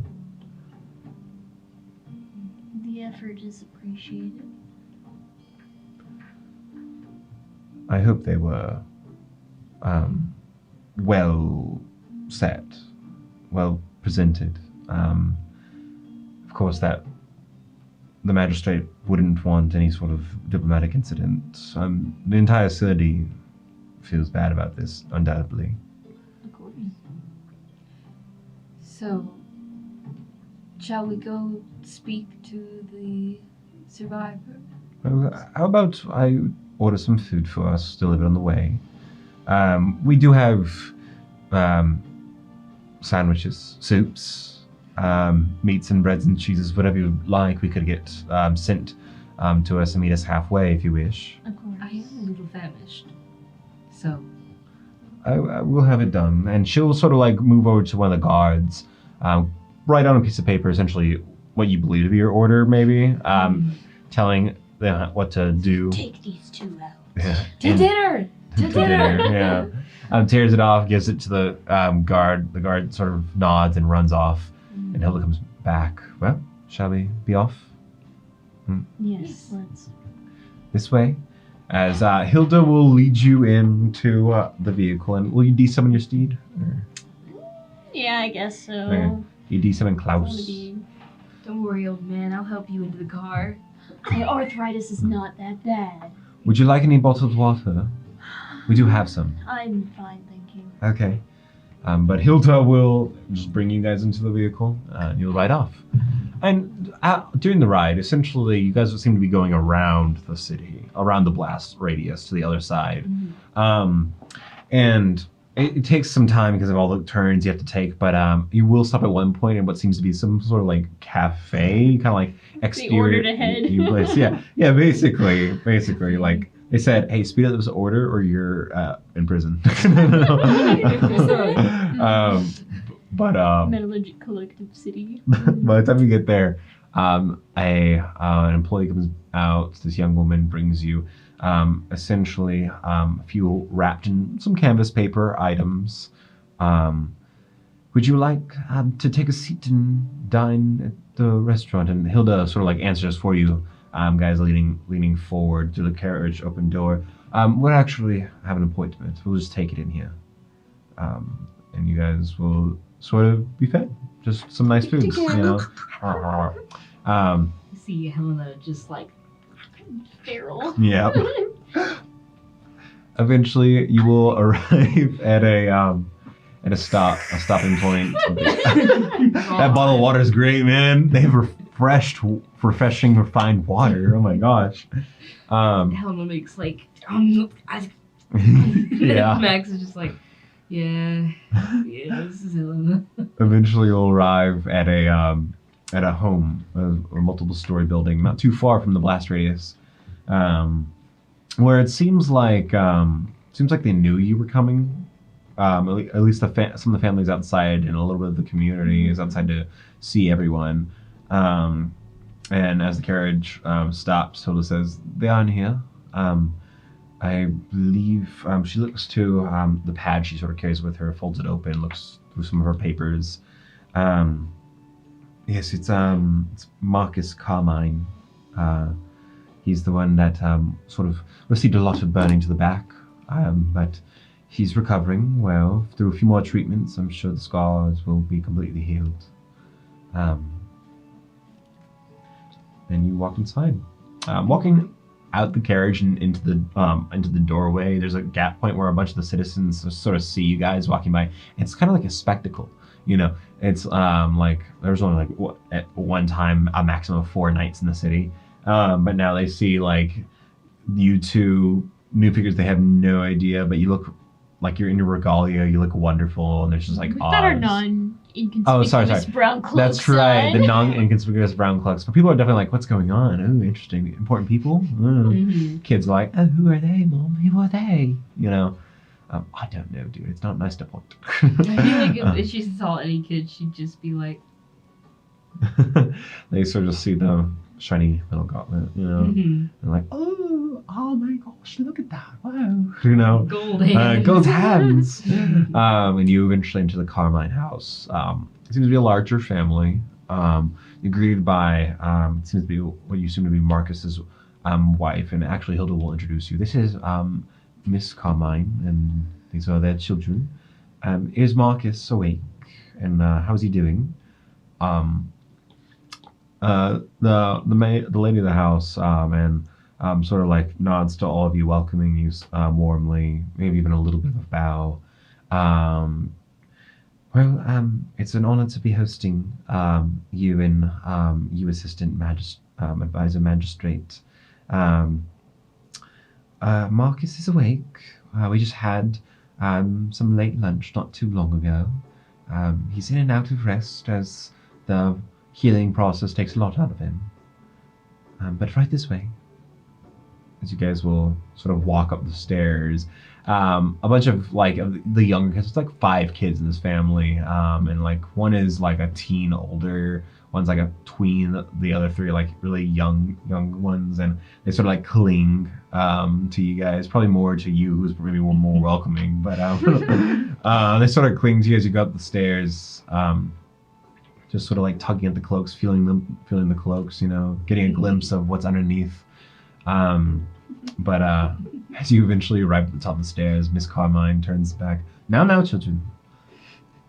Go downstairs, practice your studies. And they sort of like all retreat. Yes, ma'am. Yes, ma'am. Yes, ma'am. You know, they sort of like run back downstairs, minding their own business. And Miss Carmine knocks on the door. When you hear "Come in" from inside, and she opens the door. And this is a wooden house, so you can hear every footboard creak as you step through it. The doorway opens up. You see a nice bed with fine but thick, like linen blankets, and wrapped in a blanket, sort of well tucked in, is a man who has been well shaven in a bit. You can see clear redness on the back of his neck on either side and even on his shoulders. He's sort of sat up a little bit on the back of a pillow, but he has sort of like bandage wrappings around his chest area. Come in. Yes, please, take a seat right over there. As he sort of coughs, his breathing sounds heavy and sort of raspy, but you see there's some chairs, and you guys can take a seat if you wish. We apologize for intruding on your rest. No, it's understandable. This is a very interesting time for the city, no doubt. More questions were bound to be asked. I'm glad you understand. Who all is in the room right now? Hilda and Miss Carmine. Okay. Miss Carmine speaks up. Marcus has been healing remarkably as she sort of goes over and like rubs his hand. The clergy have worked their wonders once more, looking to Hilda, and surely sooner or later, maybe within a week or so, there'll be nothing but light scarring. That is wonderful to hear. Marcus pats her hand. With any hope. With any faith, Marcus. I do have a few questions, and you do not have to answer them. Yes. But did you feel anything residual when you originally were injured, such as any sort of effect? Did you stay asleep for longer than usual, or did you experience any sort of burning that felt not as like fire but more of acid? Or essentially what I'm trying to figure out is, what are some effects that Fossick explosions could cause? Such information is rare where I am from. He will go into detail about the dangers that can come with live magic around Fossick, and he begins to explain some of this stuff. He explains that the mill was indeed a refinery for Fossick to capsulize it, and that there's always been cases of small accidents happening here and there, but they get better and better, more understanding the material as they go on. And then he sort of gets into more detail, but what happened was a bit of a very surprising but not impossible horrible accident, I suppose. The lick of magical flame upon the liquid that was spilled was powerful and strong, but it was once it got to the larger vats that everyone really started freaking out. The fire couldn't be put out without, we think, more magically produced water. The main system we had was maybe a bit lacking, and well, it's erupted in a bright, hot, white flame that luckily I wasn't staring at.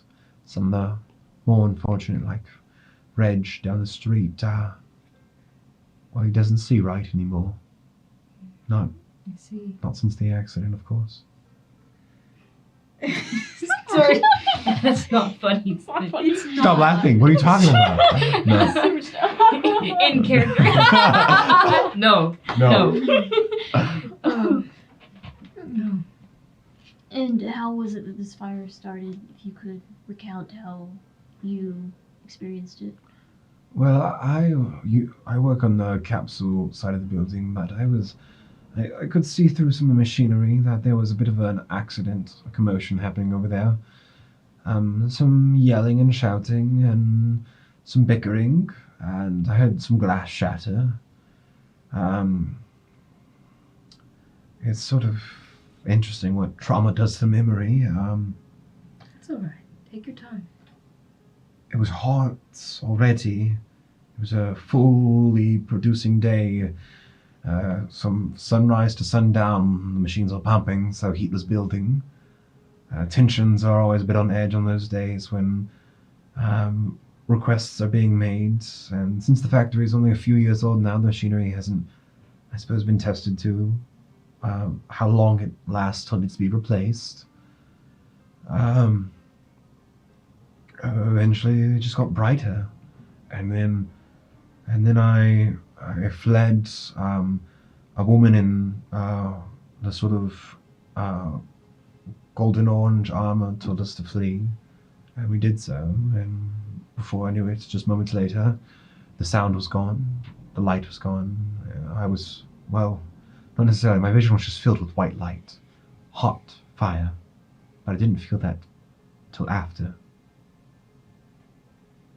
Interesting. Insight check. Roll like, is he insight. just like recounting a story, like a recited Yeah. thing that he's supposed to say? Yeah, can I or- also roll? You insight? may. You both may roll an insight check. Insight check. Oh, that's out of the tray. Same roll. Okay. 18. Apprentice likes the You got master. It's a 9 for Yeah. me. It's kind of hard to understand. I mean, this man clearly was really hurt in your eyes, and like he's been badly damaged. You can both sort of see this. You got a 19 though. 18. 18. It doesn't necessarily need to be a whisper, but he does seem like he's like thinking about it. Whether he's trying to recall or he's trying to remember, or Not like he's picking his words. it's hard to tell. It's hard to tell. There could be a chance he's like definitely picking his words. Maybe it's because you're foreigners. Who knows? But he's being careful about what he says. Maybe, but yeah, he was badly hurt in an explosion. That part seems clear. He's in pain. Is there any way we can get Hilda out of the room? I'm trying to think of any way that wouldn't be suspicious. I know. You know? Don't be suspicious. Don't Be suspicious. I guess come in. Leave. depart. That's- So suspicious, though. Flee. I know. Defenestrate. She I jumps could the window. definitely get the misses out because I have thaumaturgy. But Just intimidate them away? no, Oh, I'm like saying, have a like child be like, yeah. "Mom." yeah. But I don't think can I use subtle spell with thaumaturgy? Yeah, you can still smell basically anything. I think. Oh, let me look at I mean, Southwell gets rid of the somatic and verbal. It's verbal. And Yeah, then- you could probably do it. No problem.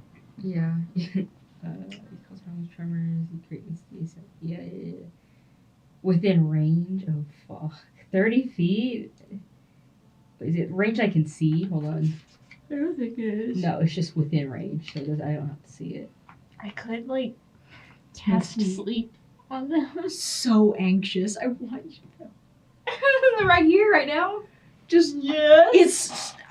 It's because I like passively know that if we do get the true information out of them, they're going to die. The chance of like these people being silenced Yeah. by being killed is very Mhm. strong. And Helena is like, yes, this would be good, like to figure out the truth. But God, is it difficult Mm-hmm. trying to do the right thing, seeing this person, you know, and seeing the kids and seeing the parents and such. But she's willing to do it if she could figure out a way how to. How do we get someone out of the room? I calm emotions, get everyone high. Oh yeah. Yeah, you can tell the truth. Also, I wish one of us had Zone of Truth. I know do. you have Zone of Truth? Yeah. You but should have casted Zone of Truth. They know. I wish I had Zone of Truth. And then They know when I'm casting that's it. true. Well, you can prepare your spells every morning, right, as a paladin. Yeah. Hmm. Anyway. Well, you can. mm, Yeah. Oh gosh. Alright, I'm just gonna try something. Okay. Just go for it. Go for it. And maybe if we could have a moment.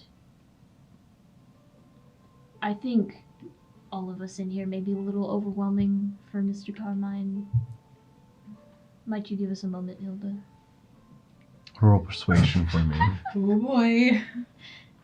Wait, before you roll, can I also cast Thaumaturgy? Mom! Downstairs. You're gonna subtle spell cast it. Yeah, I'll use a sorcery point to subtle spell that. Okay. You'll make like basically the sound of a child, like oh. And we heard their voices earlier. They were talking. Yeah, you can't really mimic it of a word exactly, but you can mimic the sound of a call. Yeah. So Alternatively, a sound of. Ow! roll a persuasion check for me. Persuasion. Yeah. Which die should I use? Should I use the metal die? Yes. Baby needs a new pair of shoes. Okay, hang on. No, Did you don't. they get Wait. Can you do the it's persuasion, right? Yeah. Don't we have the emissary of peace +5 to persuasion I didn't checks? do that though. Oh, I had to. Oh, It was and bonus I have action. guidance.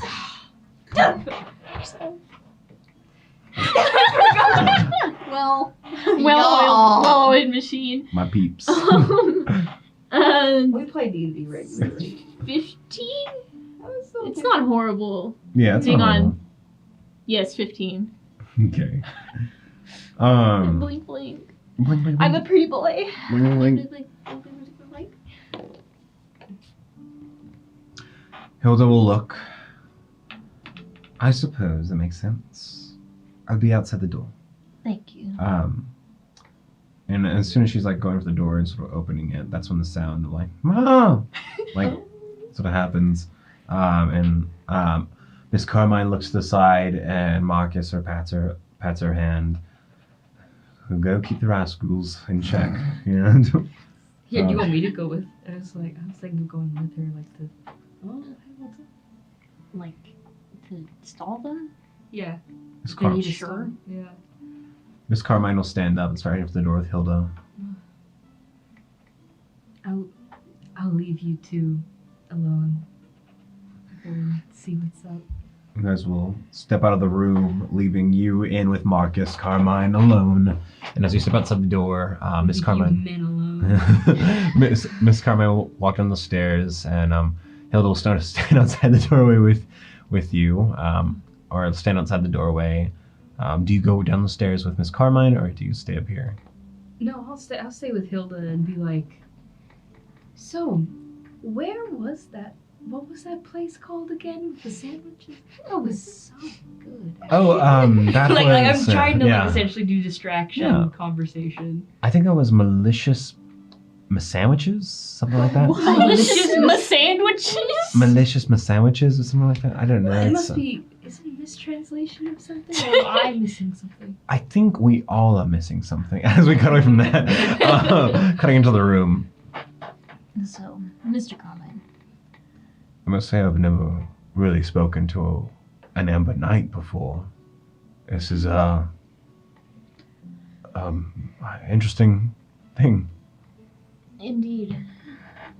You said earlier that you were escorted out, or you were warned out Warned. a night. Mm-hmm. Can you describe her for me? Yes. She was tall. She had her hair parted into. Seemed to be human. She had a presence about her that commanded the authority in a way. It's hard to say. What's your passive insight? 17. 17. Okay. Seems a little bit uncomfortable. Maybe because of the wounds. Or maybe she's just uncomfortable in the situation. Now, Mr. Carmine, I don't want to impose. However, I'm going to cast Zone of Truth. Sort of like leans back and does bed a little bit. Make a charisma save. As you put your hand together, push your hand out maybe. You will speak nothing but the truth. I Jedi mind trick him. Yeah, you push your hand out and everything, and a magic like string of amber just proliferates in the air, and that is a failure. Yes. Okay. I really do apologize, but are you being coerced in any way? As you look upon the man, who's clearly wounded, as you can see, he doesn't immediately seem like he's done anything wrong necessarily, Mm-hmm. but beads of sweat begin to form on his brow.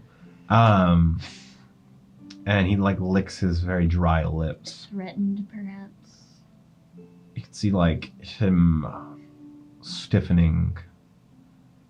Roll intimidation for me. Intimidation. Like it might be just sort of a passive intimidation check right now, but like you sort of like have cornered him, you know? Yeah.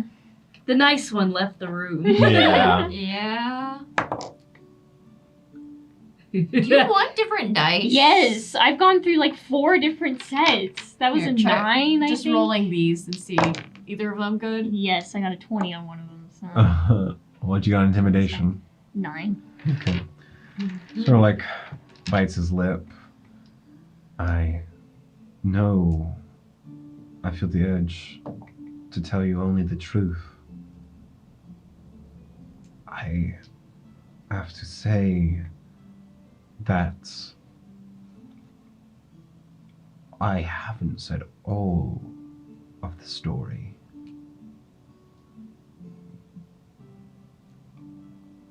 He's sort of like stuttering, holding his voice back. He hasn't told you all the story, he Mhm. says. Is there something you fear in telling me the whole story? Roll persuasion check, please. Remember the No, thing. Wait, no. wait. Remember the thing I told you about. Oh, and I know we're whispering, but I'm going to talk a little louder. Okay. Also, yeah. Yeah. Actually, Because you can do that for the next 10 minutes. It's the. yeah. It's for the. I don't know if I hell want to is it? say that. Where is it? It's you use channel divinity. The channel Vinny. Yeah. I'll probably save that for now. But can I cast guidance on myself? Yeah, Yay. I guess so, yeah.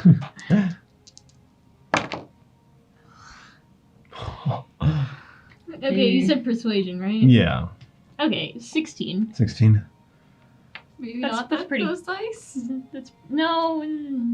We'll see. And you asked him something else? Like, Is there something you fear in telling Hmm. me the whole truth or whatever? I don't understand what was happening. And I'm afraid that if I understand too much, something might happen to me or my family. There are eyes that hide behind the pleasant faces you may see.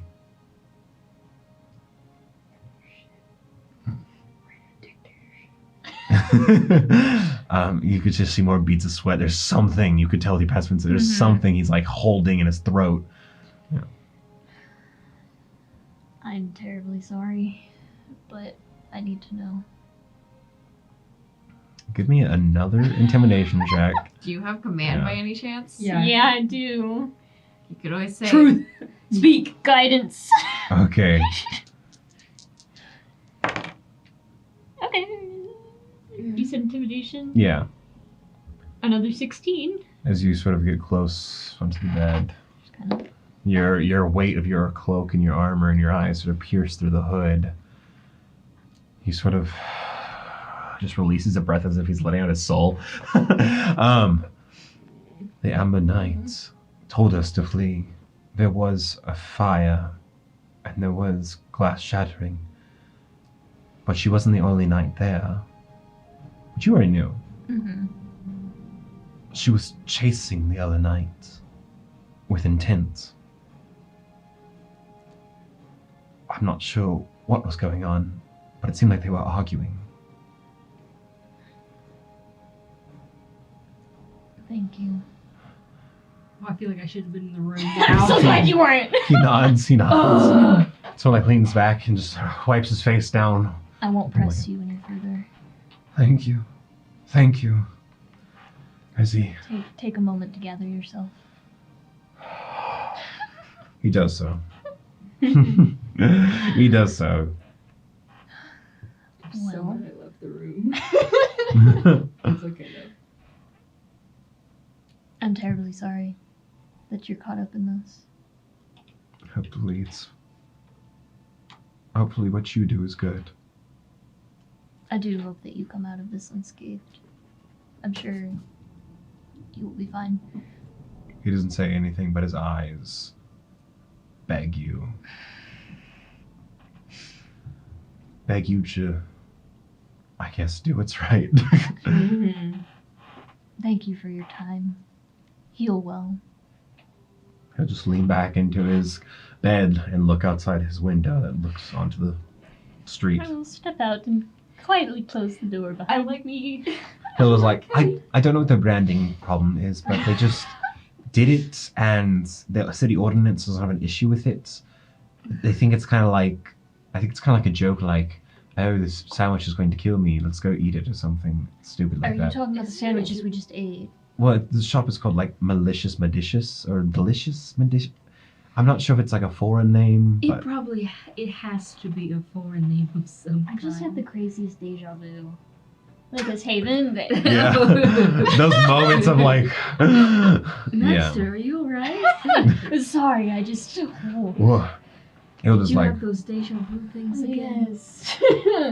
he'll just sort of like leans towards the doorway. Is he done? He wanted to rest. He got very overwhelmed with all the attention.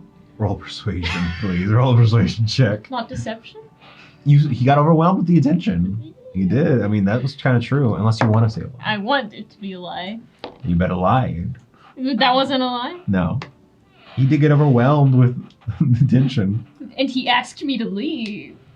Oh, fine. He Deception. asked that no one see him. Oh, there you go. Good deception. Then. Yeah, sure. Yeah, 18. I see why. 18. 18? Okay. She seems to nod and blink and just look down the stairs. You Well, wish to rest now. I suppose we should go then. Yes. Thank you so much for getting this arranged, and Miss Carmine for allowing us to intrude upon you. She's down there like, who yelled? As Carmine's come back up the stairs with the glasses of water, she's like, I couldn't find the child that made the noise, but... oh, you're heading out so soon? I know, but we have our business that we We must attend imposed. to. We're terribly sorry. Of course. Well, have a very nice day. As you And she'll sort of do a little curtsy to you guys, or like a little bow on her, bend down to you guys as you walk out. Hilda will nod, and you guys will leave and head back to the Magistrate's Manor. Yep. Cutting the scene, because what you guys were essentially sitting down to eat, we'll say it was actually probably dinner, because the tour would have taken a long time. Spicy. So you had lunch and then you got dinner. But now cutting down to the point where you guys have sort of started to coalesce once more. You're basically like left to your own devices now. The magistrate sort of will, like, you'll be back in the main like guest hall area. The magistrate will look to all of you.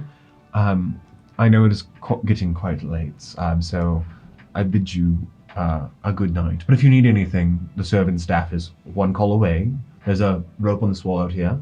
You can see that there's some like little tether strings connect to a box. You just tug one of these strings if you need a servant for any food, drink, anything like that. You're welcome to the guest quarters or anything like that. I'll be in my office though, doing more paperwork. Do you remember that I wanted to do something before the meal? Yes. I'm just sort of setting the scene real quick. Okay. Yeah. But so like going back a little bit. Are you talking like before lunch or before like when you guys started gathering back together, dinner? Before lunch. Okay. Like whenever they got done with the tour, she wanted to do something before meeting them over there. So while he was essentially distracted with lunch. Okay. So just going to this moment again real quick, where he's sort of finished up partial tour. You guys are getting some lunch, and I would say the magistrate's actually trying to talk with you, Gwen, about what you'd prefer to eat. I don't know. Didn't he Yeah. asked to step away and then asked if I wanted to come with her, and I said sure. yes. I guess I forgot about Yeah. that, but okay. Yeah. Then he sort of like settled that, and he basically will retire momentarily, and you guys will continue in a little bit. But this is like at midday ish. Yeah, we told him we'll meet you at the lunch table. We'll Okay. be there in a minute. Go ahead. Okay, so switching this time a little bit back, you guys have probably a little less than an hour, but like an hour to sort of do as you wish. Go for What would you wish to do? Once they make it back to the room and she like locks the door, Mm-hmm. she's immediately casting locate object. Okay. She's specifically in her mind as she's like, she's gonna borrow you have the key in your Well, stomach. let me Oh boy. allow me to go to the restroom real quick.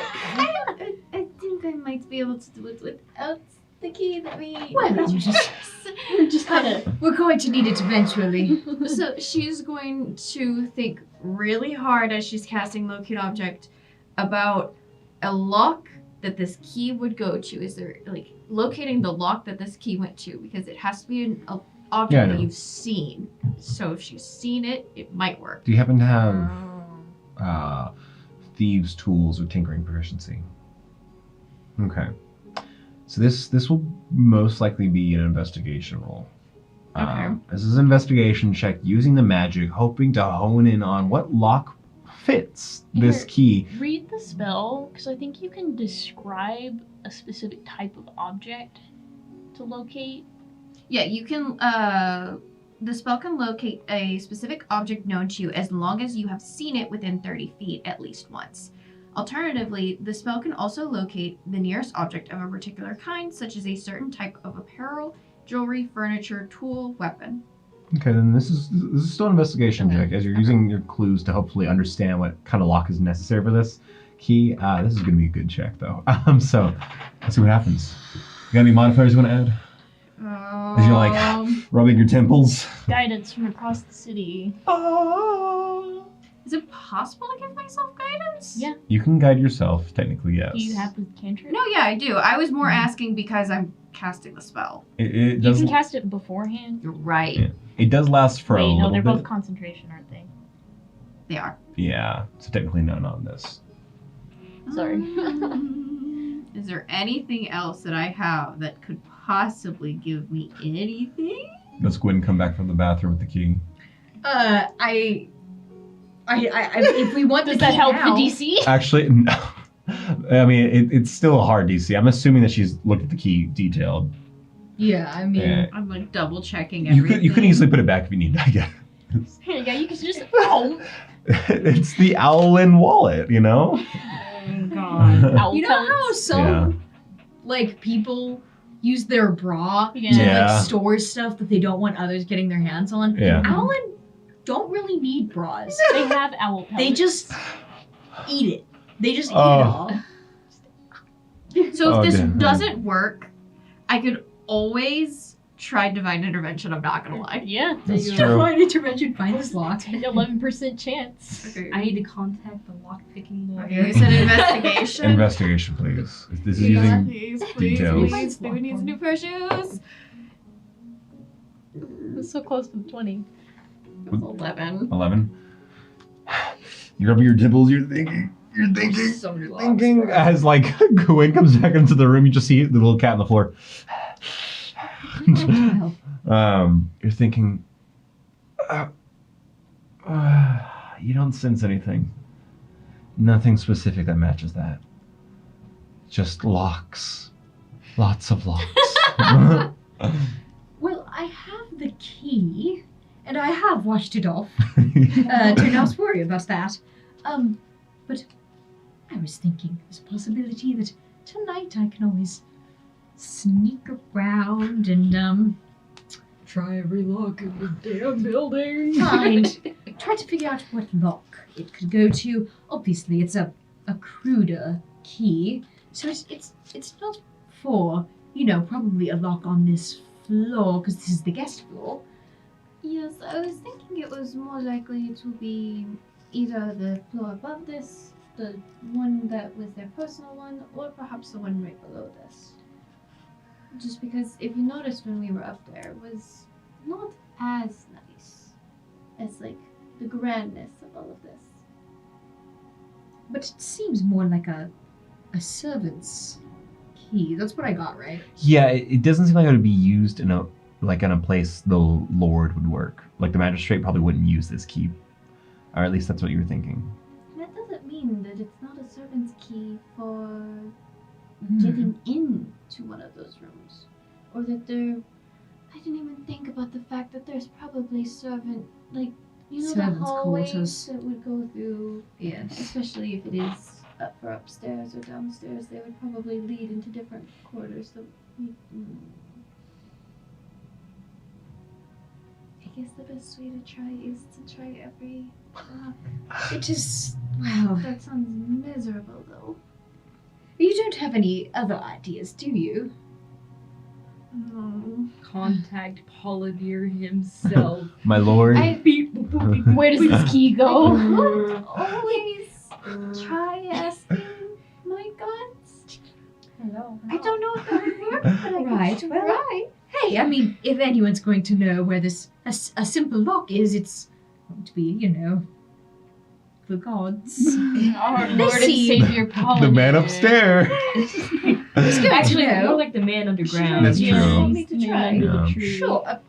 Do you want to? He's sapped There you up. go. He's sapped up. Sorry. I did clean it. I No, washed it off. With water.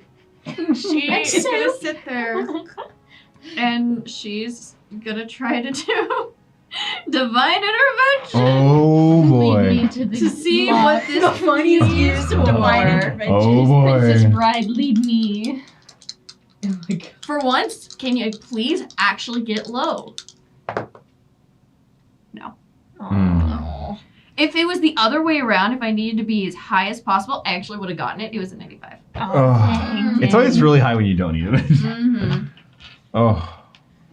Well, I did not get anything. I do Right. apologize about that. That's all right. Well, I suppose tonight after everyone sleeps, I can slip out and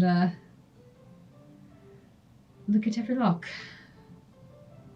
Not on this floor, but other floors, I suppose. Oh God, I don't want them to catch me, but here we go. That's all right. Catch you. Pff, please. You never know. That's true. Another owl with really big eyes is watching the hallways. I've been waiting for you.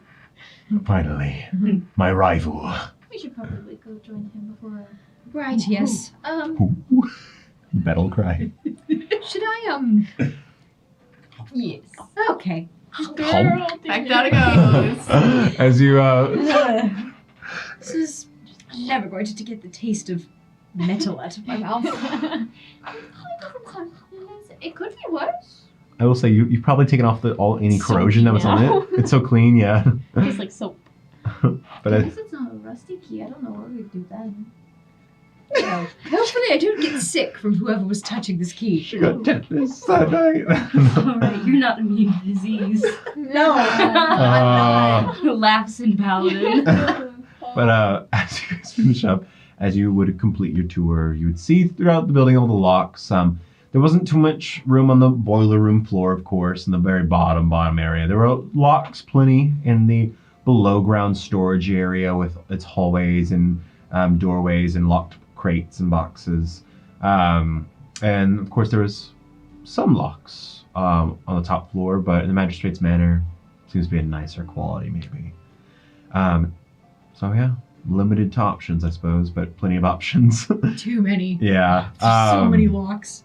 But as you sort of would have come back together eventually, you guys would have actually arrived a little bit later. Going to meet the victim actually would have probably set you back a little bit more. That's okay. But you could still get your dinners sort of sent to you or food sent to you. But about now is when the magistrate has finally bid you good night. Do rest well. I will see you tomorrow morning. So we will discuss the manner of delivery of the bodies, I suppose, and go over all that. If you need anything, like I said, the servants, you can call them. Hilda will be still working for an hour or two in the offices, but good night. Are we?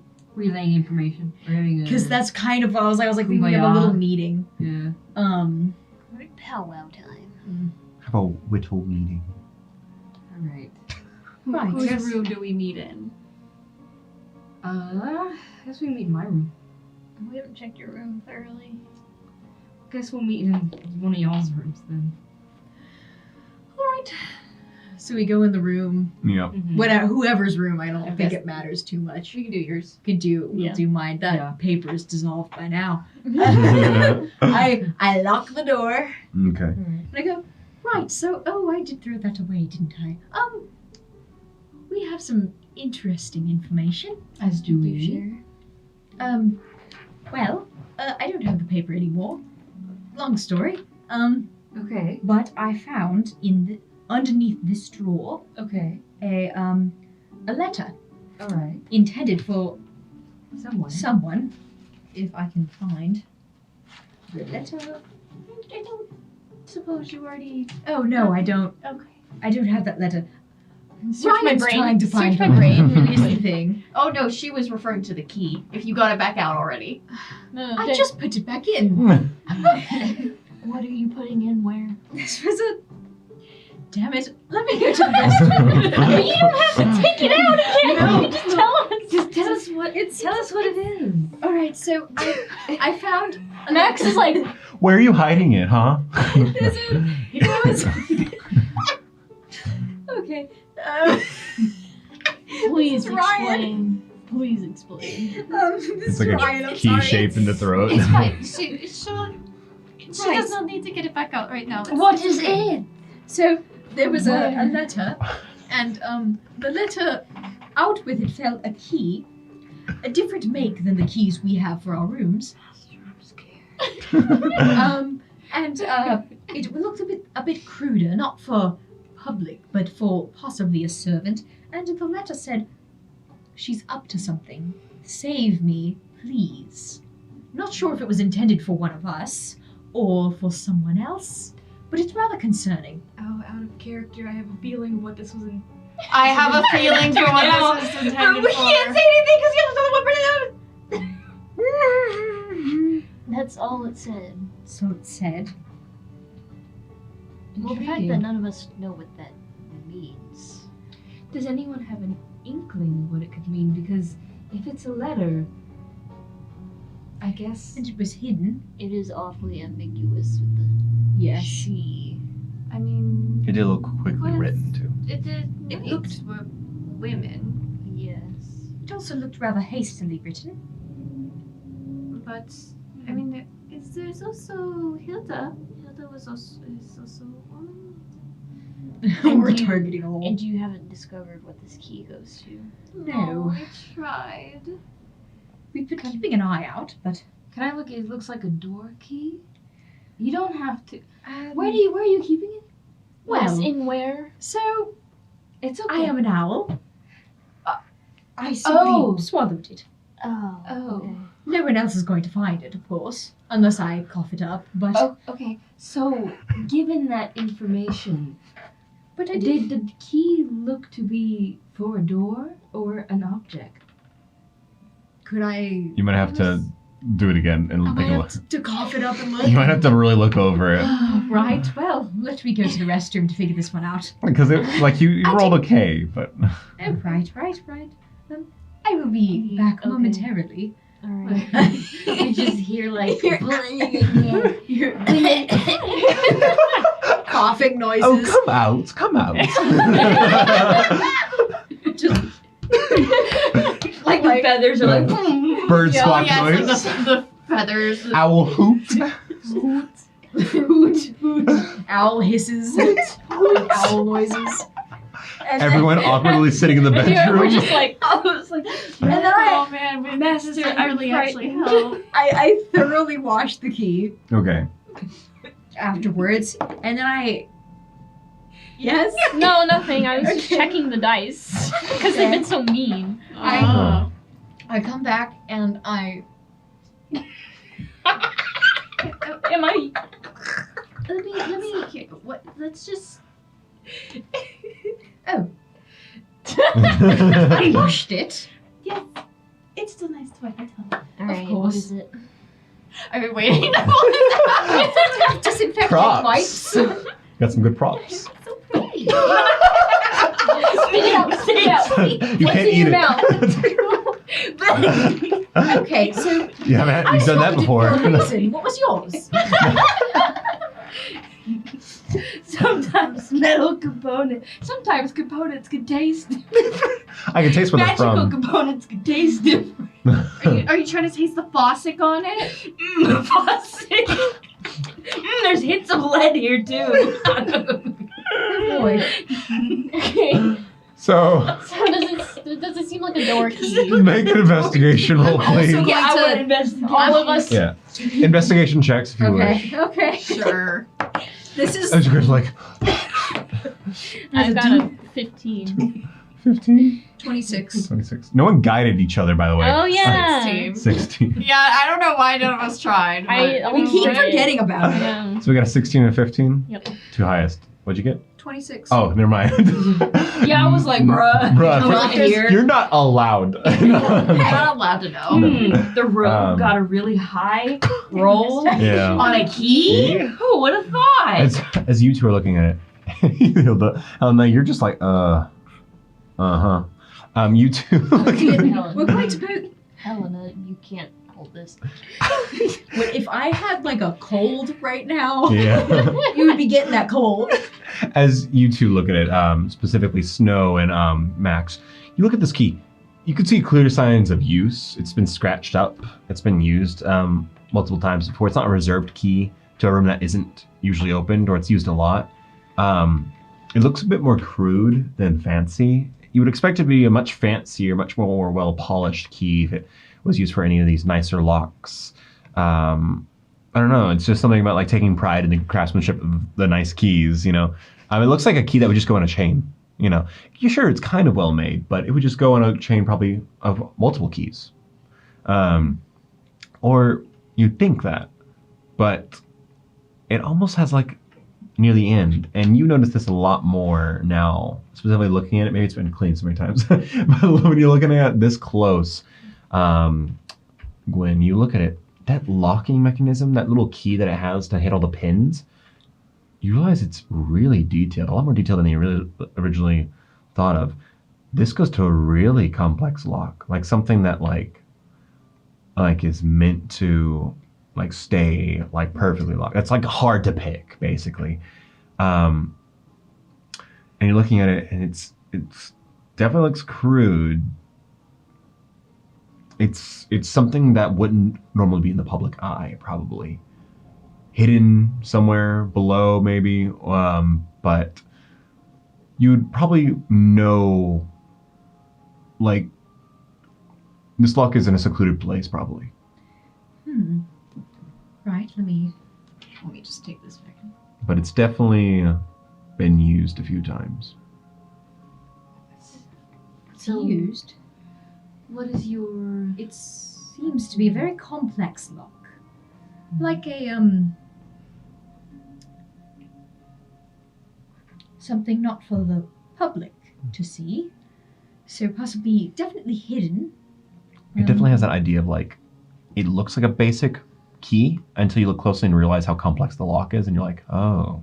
So something that they wanted to be very difficult to pick, very difficult to get into without the key. So is it for a door or an object? Could I tell?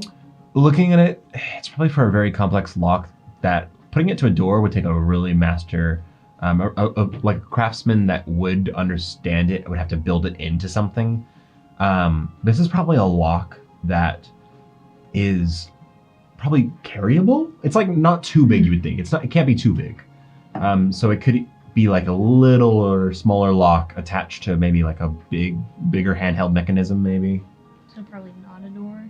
Probably not a Is it door. a It seems big too key complex to just be or a a door. small key? It's like that big. It's like that big. Okay. Yeah.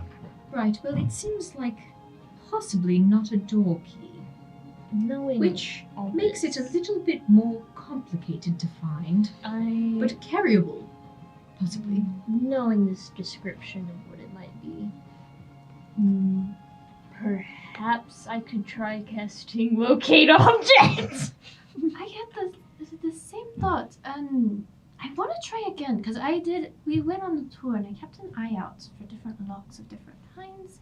So I'm wondering if perhaps maybe it didn't do very well earlier. I tried Did you it. see anything other than doors?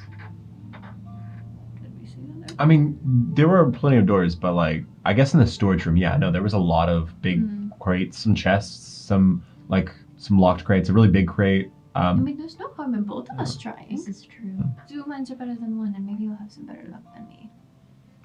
May I? Sure. And then I want to have it after you. Would you give me the guidance of Polyneer? Yes. Oh, thank goodness. She'll give you guidance. Alright. Locate object on a complicated lock that doesn't go to a door that would fit the lock in this key. Okay. This is an interesting use of magic, and it will still be an investigation roll. Okay. But With Go for with it. guidance. Come on, Guidance. let's get that nat 20. Here, give me a D4. Give me a D4. Gimme your man. Here he is. Yeah. That's You not, said investigation, right? Yeah, investigation. not the man. It's not my man. That was a natural 20 plus 3 plus 5. Oh, 28. Oh, yeah, you're right. Thank you, Bella, for the die. Here we go. Was that also my die? Yeah, it was Yay. a butterfly die. Yay! That one always serves me real well. What's the difference? What's the distance of locate object? 1,000 feet? Yeah, it's 1,000 feet. Yeah. As you're thinking through meditating, you're connecting to the arcana that you've been taught, pushing further, using Polynir's wisdom, his foresight, his seeing. As you stare at it, you guys can all see this glint in his eyes, almost like his irises turn this brilliant amber color. Oh, he's doing it. He's doing And it. then the key starts to shake, and then all of a sudden, this little almost like lightning bolt between the key and the eyes goes, like a little yellow lightning bolt. There's now a marker in your HUD. Boom. As you my mini map has a quest marker. as you really think about it, you push it, and you feel like you even push your limits for a moment. You take a breath Nosebleed. and you relax. Yeah, take a moment, relax, and you feel something warm. Not like that, but Oh. you feel below you. Not like that. You feel below the ground. Keep on going below, down below in the ground, beneath your floor. You think is the lock for this key. I have something Where is it? below us. Okay. How below us? Like in the Wood floorboards? Or floor below us. Yeah. on the next floor? Yes. All right. You, unfortunately, my dear. I am loud. Yes. Can I Mm-hmm. peek?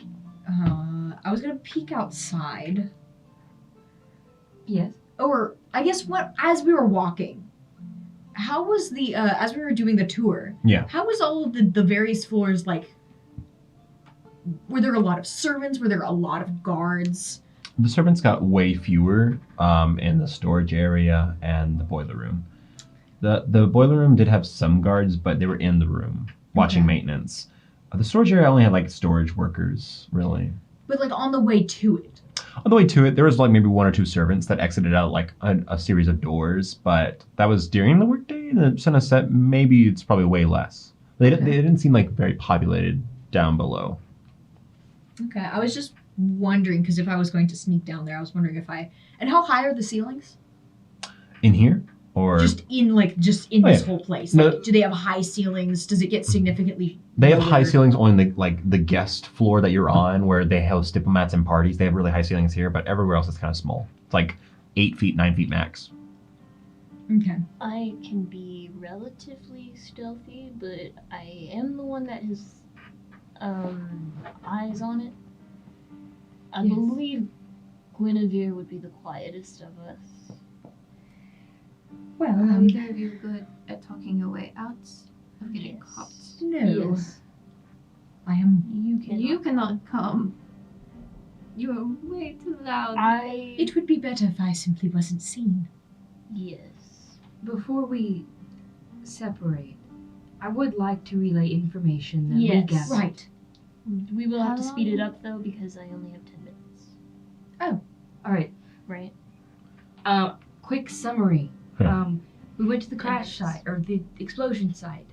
Learned some information about something was dropped and it caused a fire, which then got to a magical fire, which then caught to a bigger vat of Fossick and went boom. Supposedly the Amber Knights entered between the fire and the explosion, and they were helping people out. And they we got spoke caught in to the one of blast. the victims who did see the Ember Knights helping people out, but they seemed to be withholding something else. I wasn't able to get it out of him. Insight. Insight check. Roll a deception I'm check. also insight checking. Okay. This is the best. 25. Oh. Oh, 25. what did you do again? I rolled Not enough. I rolled a 13. I rolled a 13. 24. I rolled no! 25. Fuck you. So in this moment, That was a lie. it was a lie because you just barely saw a twitch that you recognize your master. So it's like a twitch in the eyebrow just right here. So, as far as we know, we may need to speak after we figure out the key. Speak to the morticians that handled the bodies on why they do not look like they were thrown out of an explosion. That would probably be smart. Yes. Alright. A lot of information. I really would like to speak with those bodies at some point. I'm very curious. I want to know what information you learned. This is Haven smiling. Yeah. What do you mean? You're hiding something. You're doing that eyebrow twitch thing that you do whenever you lie. You learned something. I learned that he was withholding something, but he was too fearful that it was something he was not supposed to know, and I could not get it out of him. I don't believe that. What is wrong? What have you learned? We are on a timer. Let's go. You two go ahead and go. We can talk in a moment after you get back. Yes, I have like 8 minutes left on my thing. Right. It will take less than 8 minutes. To get there, when we don't know, we have to sneak. Helena, we will speak about this later. Gwen, over here, let's go. Right. Well, Okay. let's go, shall we? So is it just you two? Yes. And I want to say something to you. So when you guys depart the room, both of you make stealth checks for me. Fuck. Okay. I'm so scared. I have advantage, don't I? Yes. I did too. When we get back, I will do some notes. So then there is no lying. But I got a know that we're 14. on a time limit, so that is the reason why I rushed them. A lot less than I could have, but 23 still. 23. So you guys start to sneak out. You poke your heads through the doors, and you close the door softly behind you, and tiptoe, start now moving down the pathway.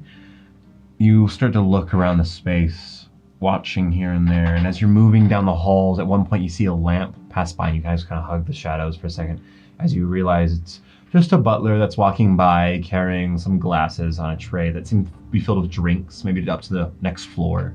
But carrying it down a hallway further away from you, like 60 feet away. Okay. And just passes at a T intersection. You just see him walk by. And you guys continue on, moving down the hallway. If I hear or see anyone, I am going into the shadows and I'm just going like Yeah. invisible. Yeah, Okay. I'm disappearing. Okay. Both of you, what's your past perceptions? My passive perception is 21. Oh. 17. Oh, okay. As you're walking down the hallway, because your passive perception, you do like hold like your ally here. You hold them as another group of sort of maids. They walk by, pushing some dirty laundry in a hamper down the hallway. They seem to be whispering, chatting, but you just hide in the shadows well enough as you keep on moving, and you feel like you're making it down to the next floor unseen.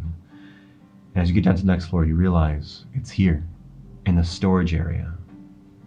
You enter the room, and you move through the crates and the boxes. I'm checking to make Yeah. sure no one's in here. Perception check for me. Okay. As you are slowly moving through the crates and the boxes. 28. Nothing escapes owl vision. Truly. You look around. Seems like you're the only one in here. As you slowly shut the door behind you guys, you move forward in. You follow the signals. It's starting to lose its connection, and you realize as you finally get to this location where the connection finally dissipates, you find yourself near a stack of crates. but they're sort of stacked onto and lean onto a very large crate, a crate that could fit the motorized carriage you had seen before. Maybe a little bit bigger than that, actually. But it's sort of covered with other crates in this secluded corner of the room that like isn't around any of the doorways. Just put back here for, seems like it's been here a while. There's like cobwebs or dust all over it. But the signal you seem to detect is from this chains, like these chains that are sort of tied to the box, keeping it tight, a tight lid on it and everything. It's very well made wood, but the chains coalesce into a lock that's round. It looks almost like a rotary lock with rings and rings and rings, but in the very center has a keyhole that seems to be your key size. But cutting away from that for a moment, as we cut back to the room, as they have just departed, you guys are alone now. She already told me what. Huh? Oh, she had something else actually she wanted to do. I want to go chat with those buddies. All right. I didn't want to do it around everybody else, just because out of everybody, I would say you're the only one who I truly trust. I appreciate it. I'm saddened that my master would withhold any sort of information from me. I thought he trusted me more than that, but I guess not. Will you accompany me to the other room? It'd be nice to have another mind to think of questions. All right. I'll guard the door. Thank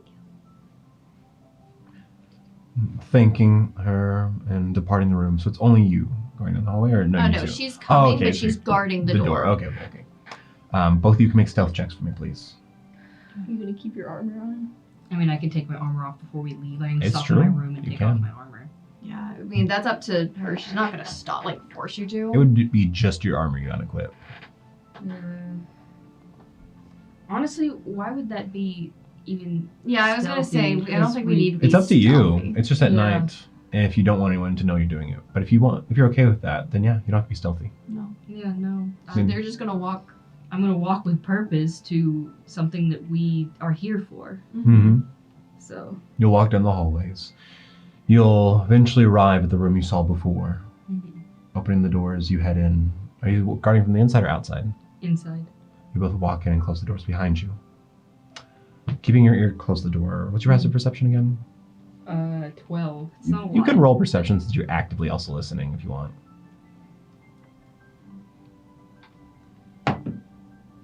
16. Okay. As you listen closely, there's the doors, a little bit of a walkway, and then stairs that go up to the higher level of the meeting space. And you walk up these steps, Snow, and you will eventually sort of walk into this room and see, well, both of the caskets, both the stone sarcophagi. Yes. I feel like this would be something she would know specifically because she would have done this combination of spells before to test it whenever speaking, like investigating stuff. Does Speak with Dead and Zone of Truth work together? Well, Is one constant? Neither concentration. The problem with that is the way the spell works. It summons the answers that the corpse remembers. If it doesn't recognize you, it probably treats you as a stranger, but it's not going to inherently lie to you usually. Okay. It will speak with purpose. If you were an enemy, though, it might not answer your questions. Okay. We are clearly Amber Knights. Yeah. Are they considered creatures? That was my question. Are The they Zone of cons- Truth. It needs to be They a would technically creature. still be considered corpses. Okay. They do not become Don't think undead. it would work. Okay, Yeah. so she would know that. Okay. She. Also, I gotta ask. Would I have known one of them or heard of one of them outside of just, she's cool? Specifically, Verity. Not really about Verity. Okay. Verity's a case of like one of those knights that's just starting to try to be an arbiter, Okay. but has probably been a lifelong student. Okay, and you never told her? Okay. Okay. But you have definitely heard of Alexia. Okay. This is the first time you've ever actually seen her, though. Alright. She pulls back up the chair that was over there, hops up. I am sorry for having to do this. I do not like doing this, but she casts Speak with Dead. And, like Okay. a golden light shimmering from her hands. Who are you casting it on? She's gonna do the Alexia. Alexia, Yeah. the Arbiter. I'm Okay. gonna do her first. You bring out your hands and the gold dust spreads out. And as you pause that moment, waiting for the voice of the spirit to come back, the air to fill the lungs. You've seen it before. It doesn't really bring them back, but it brings back the partial consciousness. Mm-hmm. And as you do this, nothing happens. That it just occurred to me as I was casting it. Wait, this is a great way to tell Test this if they're is actually the a bodies. corpse. I'm like, It doesn't seem to work. Did the spell just fail? Yes, and that doesn't happen unless this is not a corpse. I walk over, like, and I apologize greatly. and then I like take arm and like try to like I take So you're like cutting into like Alexia. yeah Okay, I'm right. cutting like probably right Yeah, here. you turn just- her gauntlet over, exposing Stuffed. the leather straps where her wrist would be. Can you make a? Can you just make a? This is interesting for you. Can this has got to be an intelligence check? Can you make an intelligence check for me, Hope? Yeah. I will say she's 17. Oh. she's watching closely right now Mhm. and use it like trying to like pay very close attention how it's No, gripping, absolutely. how it's like how is the skin and flesh Yeah. interacting with the knife when you Make a do medicine check for me. Yeah. Okay. I'm As- not bringing any daggers. I No. have my freaking long sword. I'm like As like you- a Thanksgiving 21. ham. As you look at, as you flip over Alexia's hand, and you take a moment to like look at her face, and this Yeah. like moonlight that comes through the window, they glisten in this blue light. You all glisten in this blue light as more of the moon is coated in this blue light. It's a new concept to you guys. The moon being smothered in clouds. You were born right before the last face of the moon was shown, but living in this new world with with the moon being clouded. As the blue light comes into this room, you look at the face as you're flipping over this hand. You look up, and she could almost just be sleeping. But there's something about her face. Mhm. Something about her. Something about... And for that moment, your vision goes blurry. As it's an old memory locked away in your mind. A memory so old, it may have been the start of this adventure. As you think, Elena, this is the woman who saved you when you were a little kid, who told off those townsfolk and those kids. This is the Amber Knight that convinced you to be an Amber Knight. In some ways, maybe you've almost embodied her subconsciously. Her hairstyle matches yours. Her frame, her legends that you know about her, it all starts to make sense now. As you are a little girl, as those town bullies get, hey, told off, this sort of like hiss and like yell coming over this tall, brown-haired woman with freckles on her cheeks in her, what would have been her 50s. Tina brings a hand down towards you. Don't ever let people like that hurt you. You can be stronger. As she helped pick you up and dust you off. Now go be a kid. This world's too dark to get picked on all the time. She walked away into the sunlight. Who knows, doing what? Saving people, maybe. And now you're back in this room now. And you go in for the cut. And you cut into the skin. And as you cut into the skin, you drive your blade through it. She's pale, she's cold, she looks like a corpse. You bring it in, and her skin's almost tougher than you expect, but that might be just because she's an arbiter. You do cut into it, though. It takes a little bit more force than you would like. And you see the wound cuts open, but it doesn't bleed. I mean, yeah.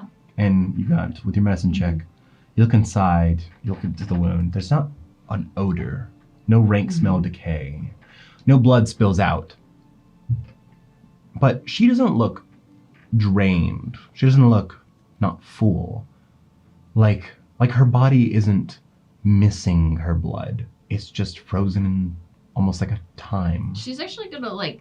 I was gonna lean. pull back the skin. I was also Oh, gonna say, boy. like, Yeah. she leans in and smells because any embalming fluid smells. She would be able to smell that. She smells so lightly, very lightly, of blood, but nothing else. And as you pull your fingers from the wound, there is a bit of blood on your fingertips. But once again, blood does not spew from her arm. It does not spill from her limbs, but her blood is in her body, but stuck. It's like her body is almost frozen without ice. Whoopsie. So sorry. Oh my gosh. She's gonna try casting mending first. Mm-hmm. Okay. Oh yeah, I see. Yeah, and that. then if not, I have lay on hands. As you put your hand down, lay your hand over, you do cast mending. The body Oh. comes back together. Something strange has happened to her. She is a corpse, no doubt, but she may not be lifeless, but she's not a creature right now. The heck? Some strange effect, some bizarre magic, or some strange process has done this. Classic. Cutting away from this for a moment, cutting back to the basement down below. As you guys have got to this lock, what do you do? Do I have the? You have the key. Okay. I take the key. You better watch yourself. I don't trust Matt. I kind of look at Max and I make sure once again that no one is in here. Mm-hmm. And no one's in here. Because of the rule. Make another perception check. Okay. It took you a little I bit didn't to like wonder. that he now. was rolling behind the screen. You don't like I'm doing anything, do you? No. That's a perception. So 26. He Don't rolled see anything. 27. Shit. Don't see anything. Okay. It's very quiet down here. Before we do this.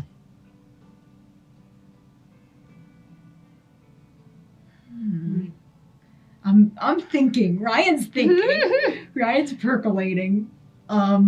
Considering. Considering that we just found out that he may or may not be lying.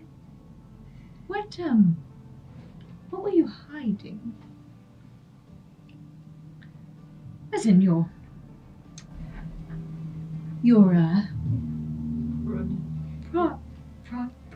prodigy? Your Apprentice. apprentice seems to think you are hiding something. What's wrong? Can't imagine you trust me very well, but No, I also don't really trust you, and we are about that is to understandable. crack open a case, and, well, I would like to know what's up.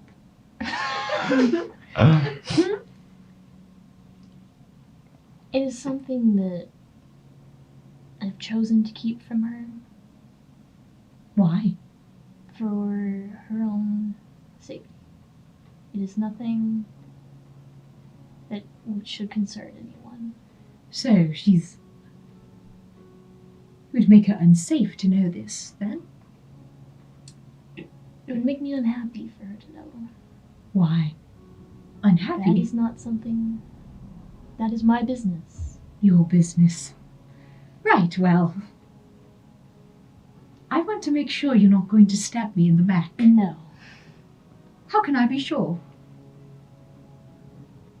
I suppose you can't. I am an Amber Knight, though.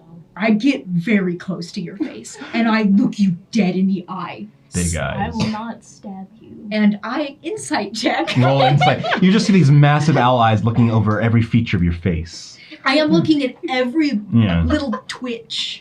Take a shot every time we do an insight check. This has Yeah. been insight check. You can roll deception or persuasion. It's up to you, I guess. Wait, so there's like different. There is some truth that may pertain to what they know that you know. So we'll call this deception. Just like hide it so then we like hide the dice roll from Hope because then she wouldn't know what you. I feel like the part where I'm like, Let's do this. I know, but this is really just to Okay, say if you're okay. hiding more, you know, like what Marcus Try told not to you. read lips. I'm gonna see this later in the recording. Oh yeah, hang on, man. I think there's a lot of things during the recording that we're going to be able to like look back on and be like, Hey. What did you wait a get? second. I rolled a 30.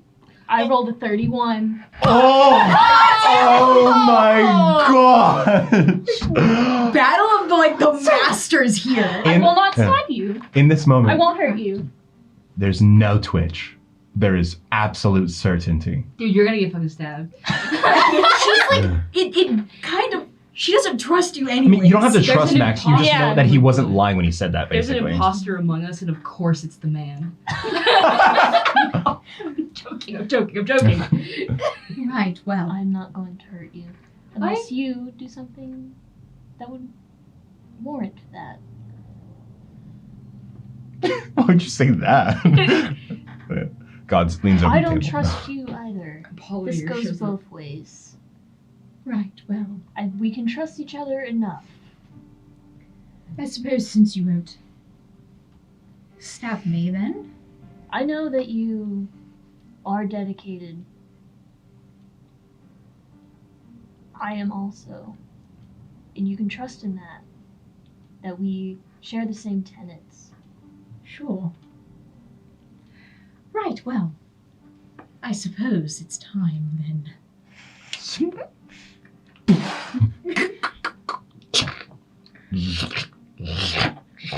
Oh. As like these rotor, That was quite this rotor unexpected. system, yeah, like rotate into the correct spots, and the key just gets actually pulled into this thick lock and like leaves your grasp, and all the chains. Suddenly I'm concerned. Right. Just- Maybe we should have put the others. The chains come loose, and the like lock piece just sort of slowly floats to the ground, but then drops, and you realize it does have some magic in it. But as soon as it does that, you realize that there is a seam in this crate, like a doorway on this side, and the doorway just Is it like barely tilts open. against a wall? It's kind of pushed in a corner, yeah. So you're like facing one of the exposed So corners. it yeah. could be like a fake door kind of situation. Yeah, it could be. Right, okay. Well,